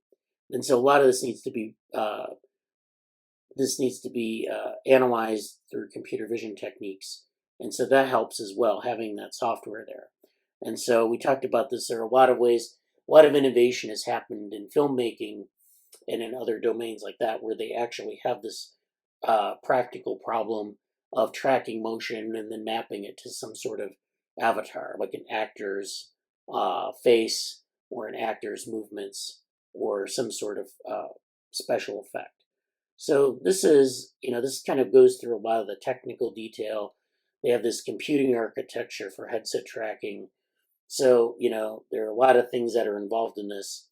I won't go into that too much, but I wanted to mention, with sort of to finish up here, about SLAM, how to do it, and how to get started. So this is SLAM. This is an OpenCV toolbox for this. So you can start out by getting sensor data.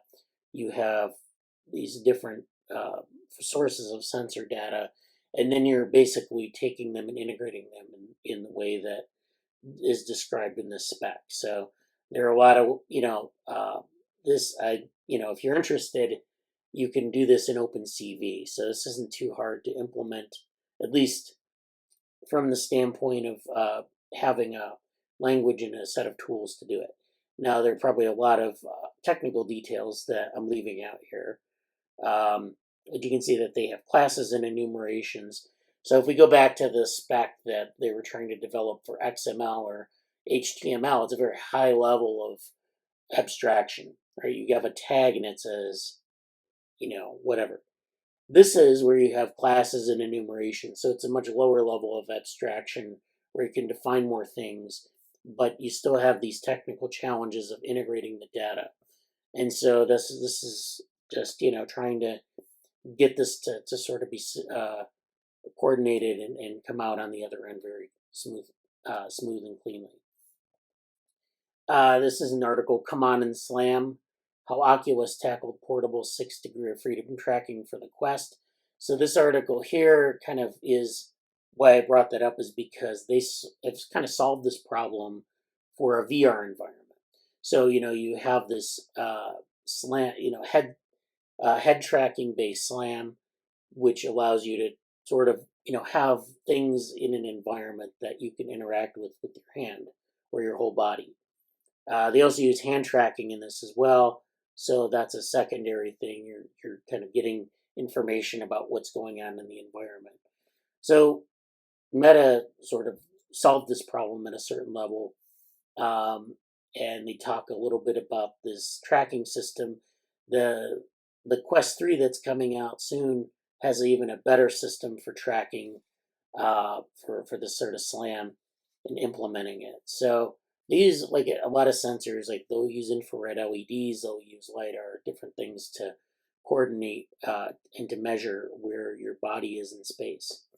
And so basically, you need to measure position, acceleration, velocity, and basically all these inertial measurements that you need to make. So there, if you know the physics of moving bodies, you know that there's position, there's acceleration, there are these different components of position, these derivatives of position. And so if you need to have basically enough data about position and acceleration to get those things. And so this is why we're collecting all these data. It's not just for position and sort of mapping things out in space, it's for tracking their movement, tracking their acceleration, and making sure that things don't collide or that you have things overlapping. And so finally, I want to talk about this. This is from the team at Magic Leap again. So they're interested in this augmented reality space. And they're doing this, they're trying to move towards this geometric deep slam. So this is from 2017. This is a technical paper where they talk about like some of the technology they're putting into Magic Leap. We're at Magic Leap 2 now, I think. But this is basically their approach. So in this paper, they present a point tracking system powered by two deep convolutional neural networks. The first network, Magic Point, operates on single images and extracts salient 2D points. The extracted points are SLAM ready because they are design isolated and well distributed throughout the image. So they're like you can identify them, they represent the image. We compare this network against classical point detectors and discover a significant performance gap in the presence of image noise. As transformation estimation is more simple when we detect where the detected points are geometrically stable, we design a second network, Magic Warp, which operates on pairs of point images, where outputs a magic point. Zoom in a little bit here. And estimates the homography that relates to the input. So there's a lot of like topological data analysis and other types of math, topology and things like that goes into this. So it's not just like simple calculations or simple machine learning. The transformation engine differs from traditional approaches because it does not use local point descriptors, only point locations. Both networks are trained with simple synthetic data, alleviating the requirement of expensive external camera ground truthing and advanced graphics rendering pipelines. The system is fast and lean, easily running 30 plus frames per second on a single CPU. So yeah, it's one of the considerations you need to have for SLAM is how much computational power do you have. A lot of VR systems or AR systems have a limited amount of computational power. You don't have a supercomputer available to you. You have usually some chip that is maybe on par with a laptop, maybe a cell phone. So, you have to keep this like at a low sampling rate. You have to be able to kind of maybe cheat a little bit. You don't need to ground truth everything, but you need to be able to take the data you have and infer what's going on. So they're able to train it with synthetic data, which I find interesting because we just talked about that. So this is basically where you have the frame, you have the magic point method, then you have these points that it extracts in the image frame, you have this warping algorithm, and it's making point matches between the two scenes. So you have a scene at time t and a scene at time t1. Those scenes differ in some ways. It's usually due to motion of the objects or the individual walking through the space. It's extracting points from both images, and then it's making these point matches, and it's calculating the difference. And so then that allows it to know kind of where things are going in space. These trends, this movement, acceleration, and then the higher order derivatives of motion or position. And so they have this focus on geometric consistency. And so this is the challenge of SLAM methods, is doing all this in real time and having these kind of architectures that are kind of based on machine learning, but they have to be adapted to this kind of use. So in the DevoWorm group, we're doing a lot of image segmentation, image processing like this. So this is actually not dissimilar to what we're doing there with analyzing movies of developmental processes where things are always changing in the image. You have new cells being born, you have things that are changing shape. And so it's not dissimilar from that, but you have to be able to implement this in an environment that has really limited computational power, and you have these multiple spatial reference frames. So, okay, so let's see. Oh, Rochali's working on making your 3D portfolio. Raj had to go. Amanda had to go as well. So thank you for attending. Yeah, so do we have any comments about that?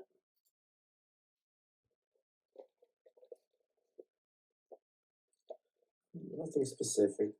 But, it's interesting to look into more. Yeah. Okay. Let's see. I was going to talk about physical computation. I think Amanda had to leave though, so I don't know if we'll do that this week. We might talk about some other thing. I don't know. You want to talk about physical computation or? I kind of want Amanda to be maybe wait on that. That I could briefly touch upon hyperdigital designs or other stuff, but I don't know what else you want to cover today. Well, I had a couple of papers I wanted to talk about, but we could talk about hyperdigital designs because it would be a nice continuation of this discussion. Yeah, just very, very. Can I get through this one?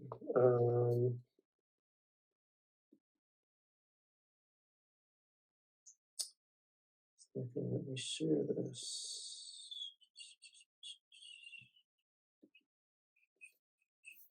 All right, I'll just do it this way. So, just a few points from all of that.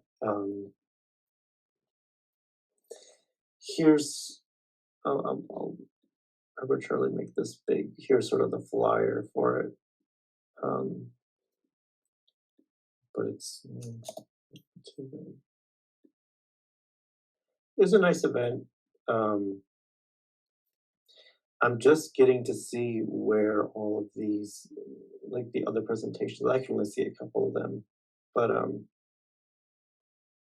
the most of the presentation was made available, so that was cool. Here's I did basically frontier map, and I didn't quite get into some of the stuff as I wanted to do, but really interesting discussions, both for like what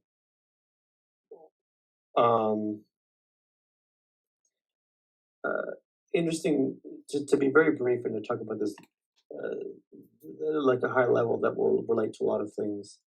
A lot of the conference was about the nature of how we're relating to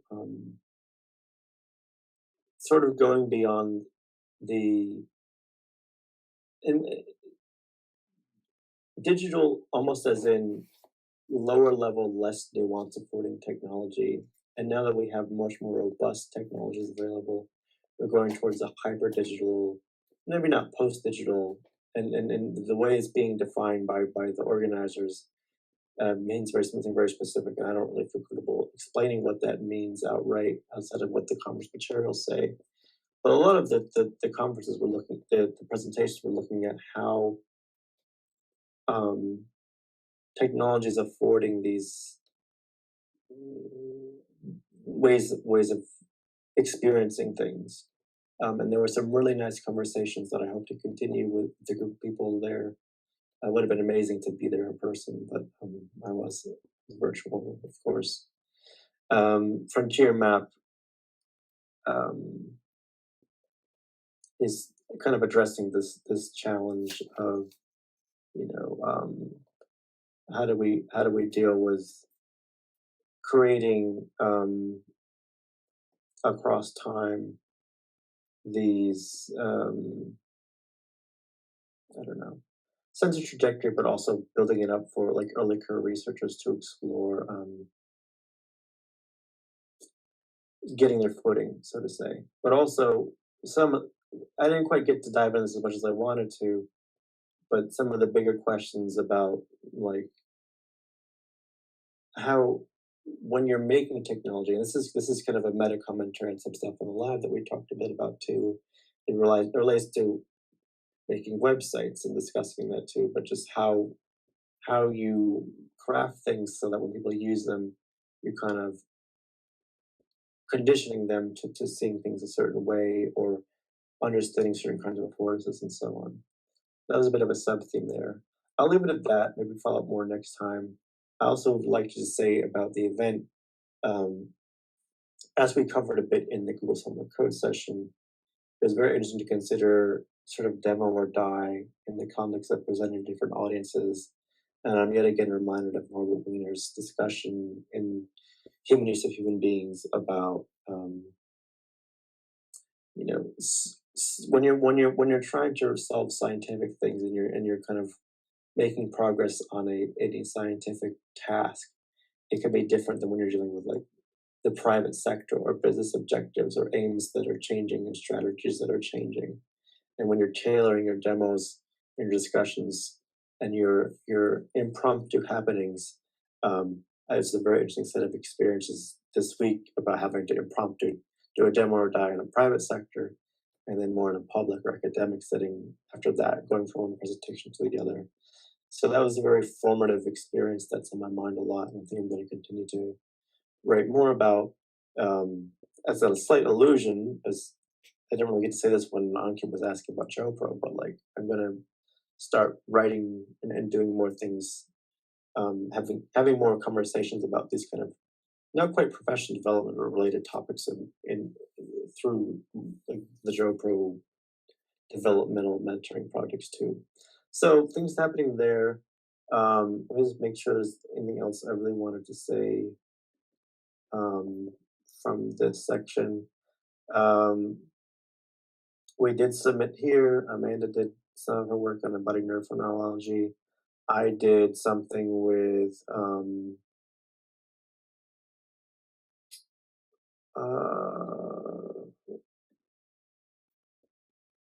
I did something along this topic.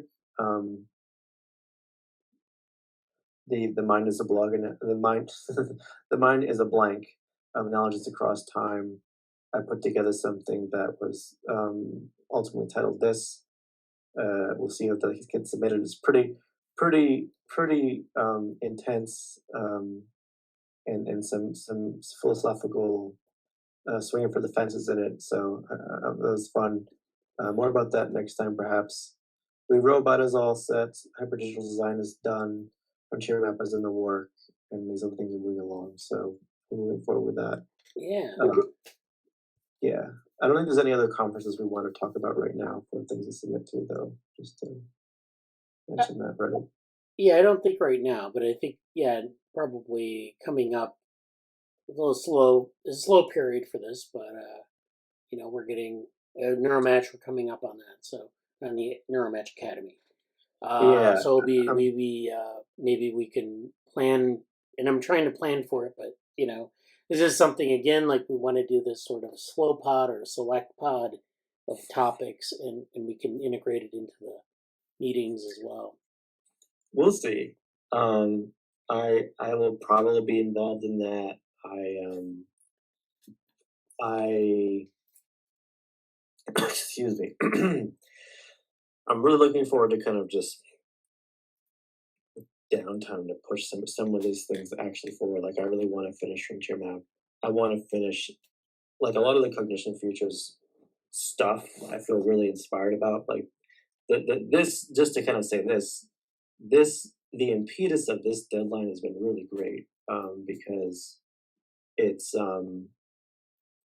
I think it's going to give us a lot of Amanda's project is really nice and a cornerstone to the paper pyramid for sure. And even the one that I'm kind of looked at is a little bit more philosophically lofty, but fleshing things out there. And so between that between that and basically kind of why I mentioned the Love and Lab thing in particular is like, I do want to, I feel like there's something about this so-called development, evolution, learning banner that I want to return to and integrate a bit more, and I'm not trying to do that, but I'm just going to leave it at that for now and talk about that over the course of the next 2 days, week, whatever. All right. That's all for me. All right. So to finish up here, I wanted to go over a couple papers, and actually wanted to talk about some things in the other meetings. So we're doing cognition futures. We're doing human use to human beings. Those are sort of the readings that Jesse had talked about. Amanda's involved in that. We're doing the open source sustainability project. So we're doing a host of things there. We're doing the VR stuff. And we're also in DevaWorm this week. We're talking about some of these brain organoid papers that are coming up in the channel. So there's been a lot of activity in brain organoids.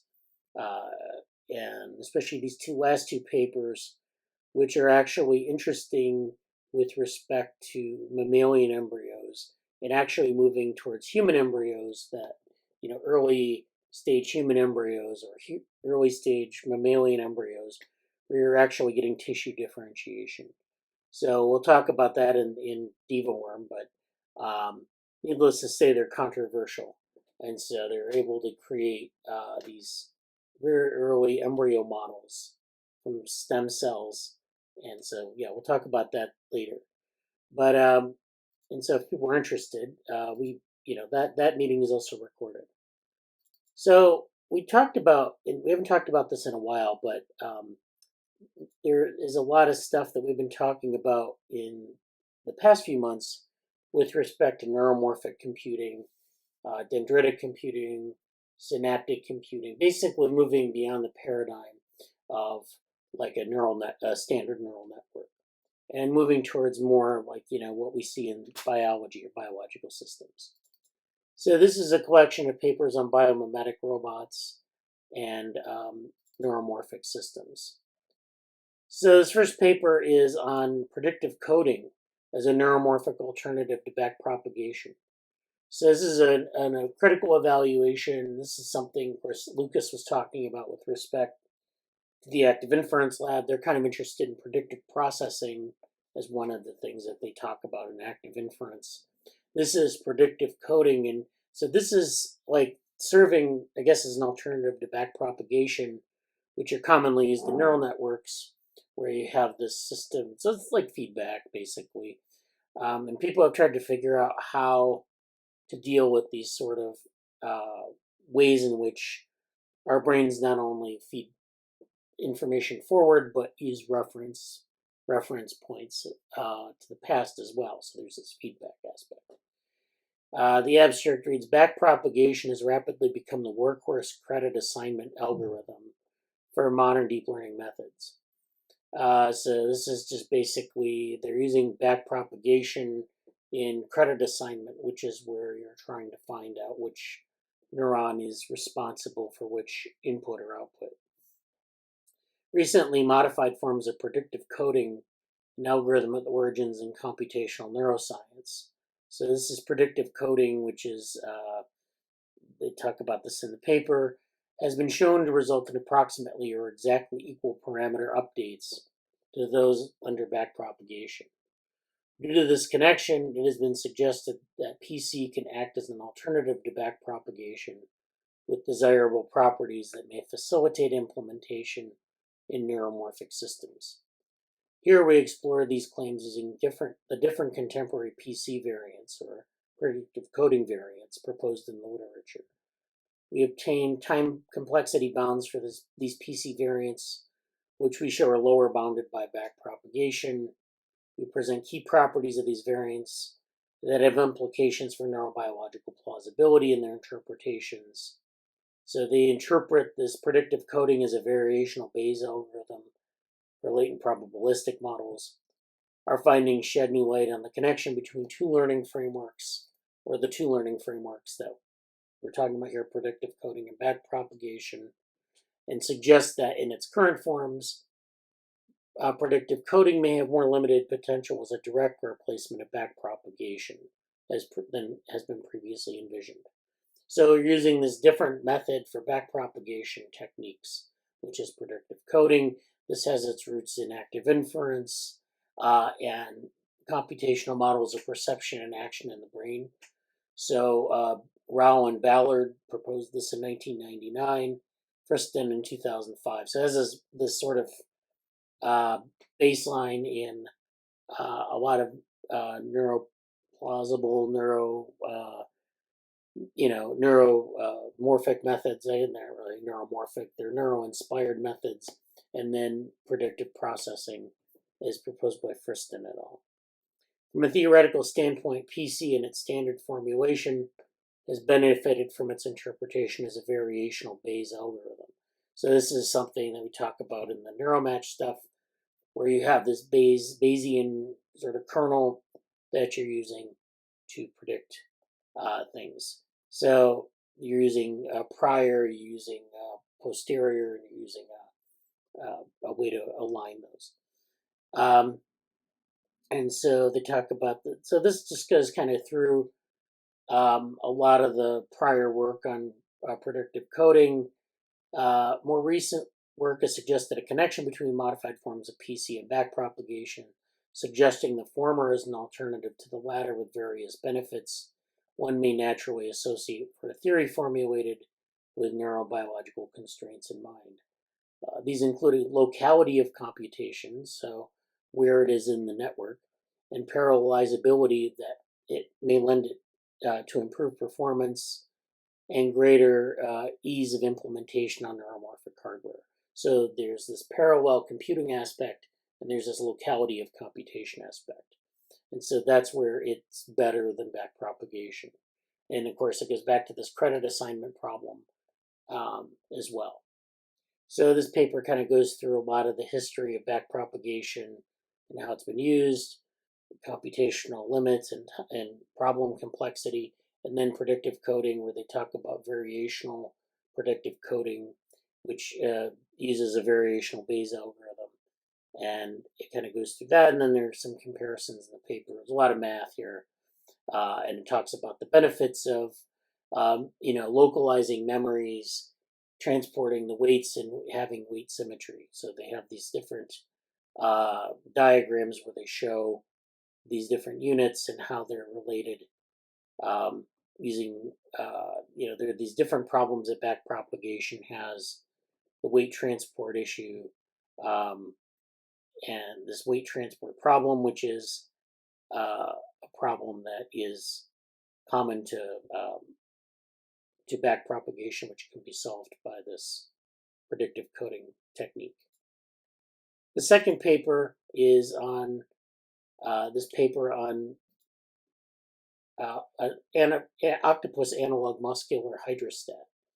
So this is control of a octopus-like robot, actually the arm part of it. So a muscular hydrostat is what you have when you have a bunch of muscle ganglia that are lined up next to one another. And our limbs actually are controlled through sort of joints that articulate. So our arm is something like this. We have a wrist, hand, an end effector, a wrist, like a forearm, a joint here, or I guess this part of the arm and then this part of the arm. And so there's a joint. What was that? I was just saying elbow, yeah. Oh yeah, elbow, yeah. Well, we have two joints. We actually have 3 points of articulation, so we have these degrees of freedom here. And it's pretty much constrains where we can move our arm.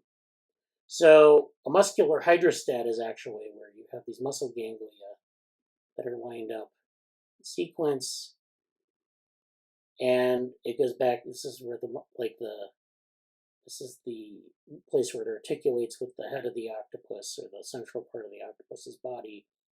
This is the end. There's no real end effector here, but what this structure can do is it can articulate at multiple points along this, what they call hydrostat, which is multiple degrees of freedom, where it can turn this thing in all sorts of directions and reach things that, like, say, a human arm can't. So a human arm has these 3 articulation points.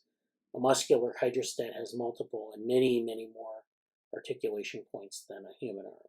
And so it's much more flexible. And this is why people are interested in it for neuromorphic computing.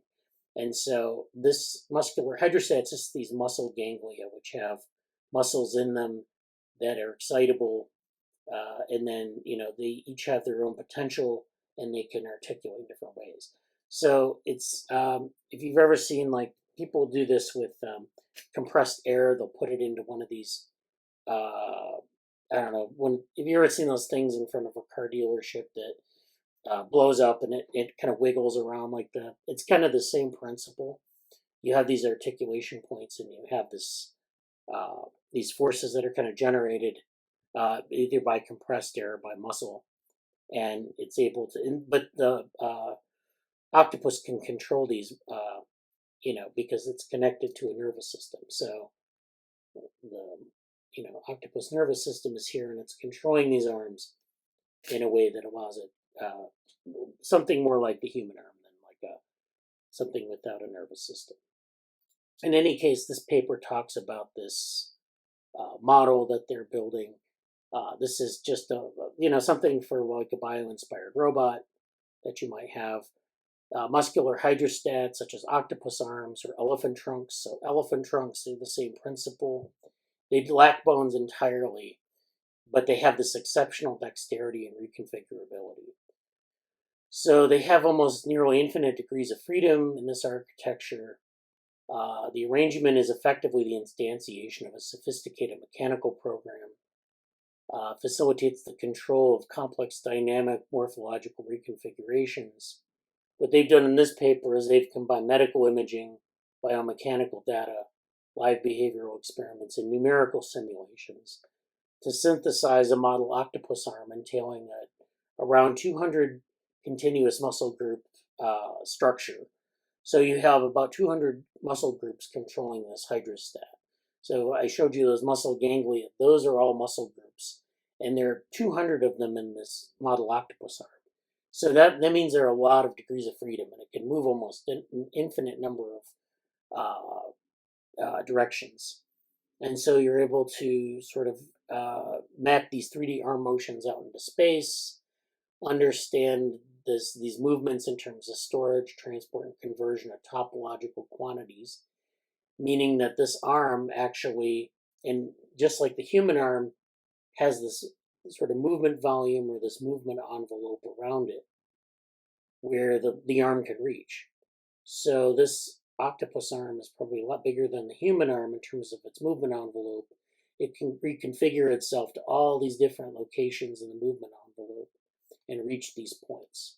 So if you give it a target within this space, it can reach a huge number of points around its body. So it can do a lot of things. The human arm can do this, but at a it's much less sort of versatile. The manifold of points here is much smaller. So just so you know what they mean by that. So yeah, they do these experiments. They figure out like what kinds of manipulation tasks you can do with them. You need to appropriately align suckers to sense and grasp in a robot in a octopus arm. You may or may not need to do that for the robot arm, but it may be useful for sensing. So this is something they also did. And then this work exposes broad design and algorithmic principles pertinent to muscular hydrostats, robotics, and dynamics. And so this advances our ability to model muscular structures and understand the movement patterns of this. And this has implications for human health and care. So you can apply this to a number of things. This is a nice set of images showing this. This is the muscular hydrostat model that they built. This is sort of based on the octopus arm. These are the muscles here. They just show the micrographs of the muscles. They show the histology of some of these muscle groups. And, they show diffusion MRI. So, they show better pictures of it than these. They show the helical organization of some of these muscle groups. So muscle groups are organized in certain ways in order to produce power and and control for making these movements. So it's not just having just muscle there; it's structured in a certain way. And then they show the contraction patterns in these hydrostats. So that's cool. The final paper is this syncytial nerve net, and they're looking at these organisms, ctenophores, and this adds insights on the evolution of nervous systems. So this goes back to some of evolutionary neuroscience, and where people are looking at the nervous system as being composed of discrete cells. This is the neuron doctrine by Ramon Cajal. And this allows us to model these synaptic connections between these discrete cells. And so, but in the nerve net of a ctenophore, you don't necessarily have that. You have a nervous system that has neurons that form this, what they call a syncytium. So a syncytium is a continuous nervous system, where instead of having like individual cells like this that are connected by synapses, that, the synapses are out here, you have these syncytium. And so a syncytium is where you have maybe like a single cell body, and it has these nuclei within it. So early muscle, when muscle is developing in an embryo, it forms these syncytia. Also in Drosophila, in the fruit fly, you get these syncytia. The entire embryo is a syncytium. It's just like one big cell with a bunch of nuclei. And then eventually these cellularize into distinct cells. So over development, they go from this single mass, it's a single cell with a bunch of nuclei, and the cell itself is undifferentiated. So these will become cells, right? But at the point of it, when it's a syncytium, they're not individual cells, they're all part of the same cell. So just so we know what that term means. And so they have these specific nerve nets. So in organisms like jellyfish, or even in hydra, they have these nervous systems which they call a nerve net, which is where there's no central nervous system. It's just a bunch of cells and a bunch of connections that go from one end of the body to the other. And so it spans the body, and it's sort of like this system where there's local processing of sensory information, and there's some centralization of information, but there's no central nervous system. It's just this net of nervous system cells. And so this is an alternate way to have, in evolutionary terms, it's an alternate way to have a nervous system. And so we found that neurons in this subepithelial nerve net, which means underneath the skin, has a continuous plasma membrane that forms a syncytium. Our findings suggest fundamental differences of nerve net architectures between ctenophores and cnidarians, or bilaterians, which are organisms that have a left and a right-hand side, as opposed to like this radial symmetry, and offer an alternative perspective on neural network organization and neurotransmission. So the reason I bring this paper up is because it is a different way to think about nervous systems, and ultimately like neural networks and things like that. So having these organized in this way may be informative to information processing, differential information processing, something different than what we might get in a neural network. So this is an example of a nerve net. You have sensory cells here, this network of like connections between the cells. You have these sensory organs, these ciliary cone plates. You have different types of specialized neurons. You have a tentacle, but they have different, it's organized very differently than like a central nervous system. So this just shows, how this looks. So I think that's it for those readings. I just wanted to go over those. I think those were quite interesting from the perspective of thinking about like how we can model the nervous system in different ways. It doesn't have to be like say a robot that is that looks like a human, or we don't have to go towards like a human type of intelligence. We can build things. We can have other types of intelligence represented. We can also have these other types of morphology sort of simulated, or these other types of systems used. Yeah, diverse intelligences. Okay, so Ankit had to leave. So I think that's it for today. Yeah, okay. Anything else before we go? Any other comments?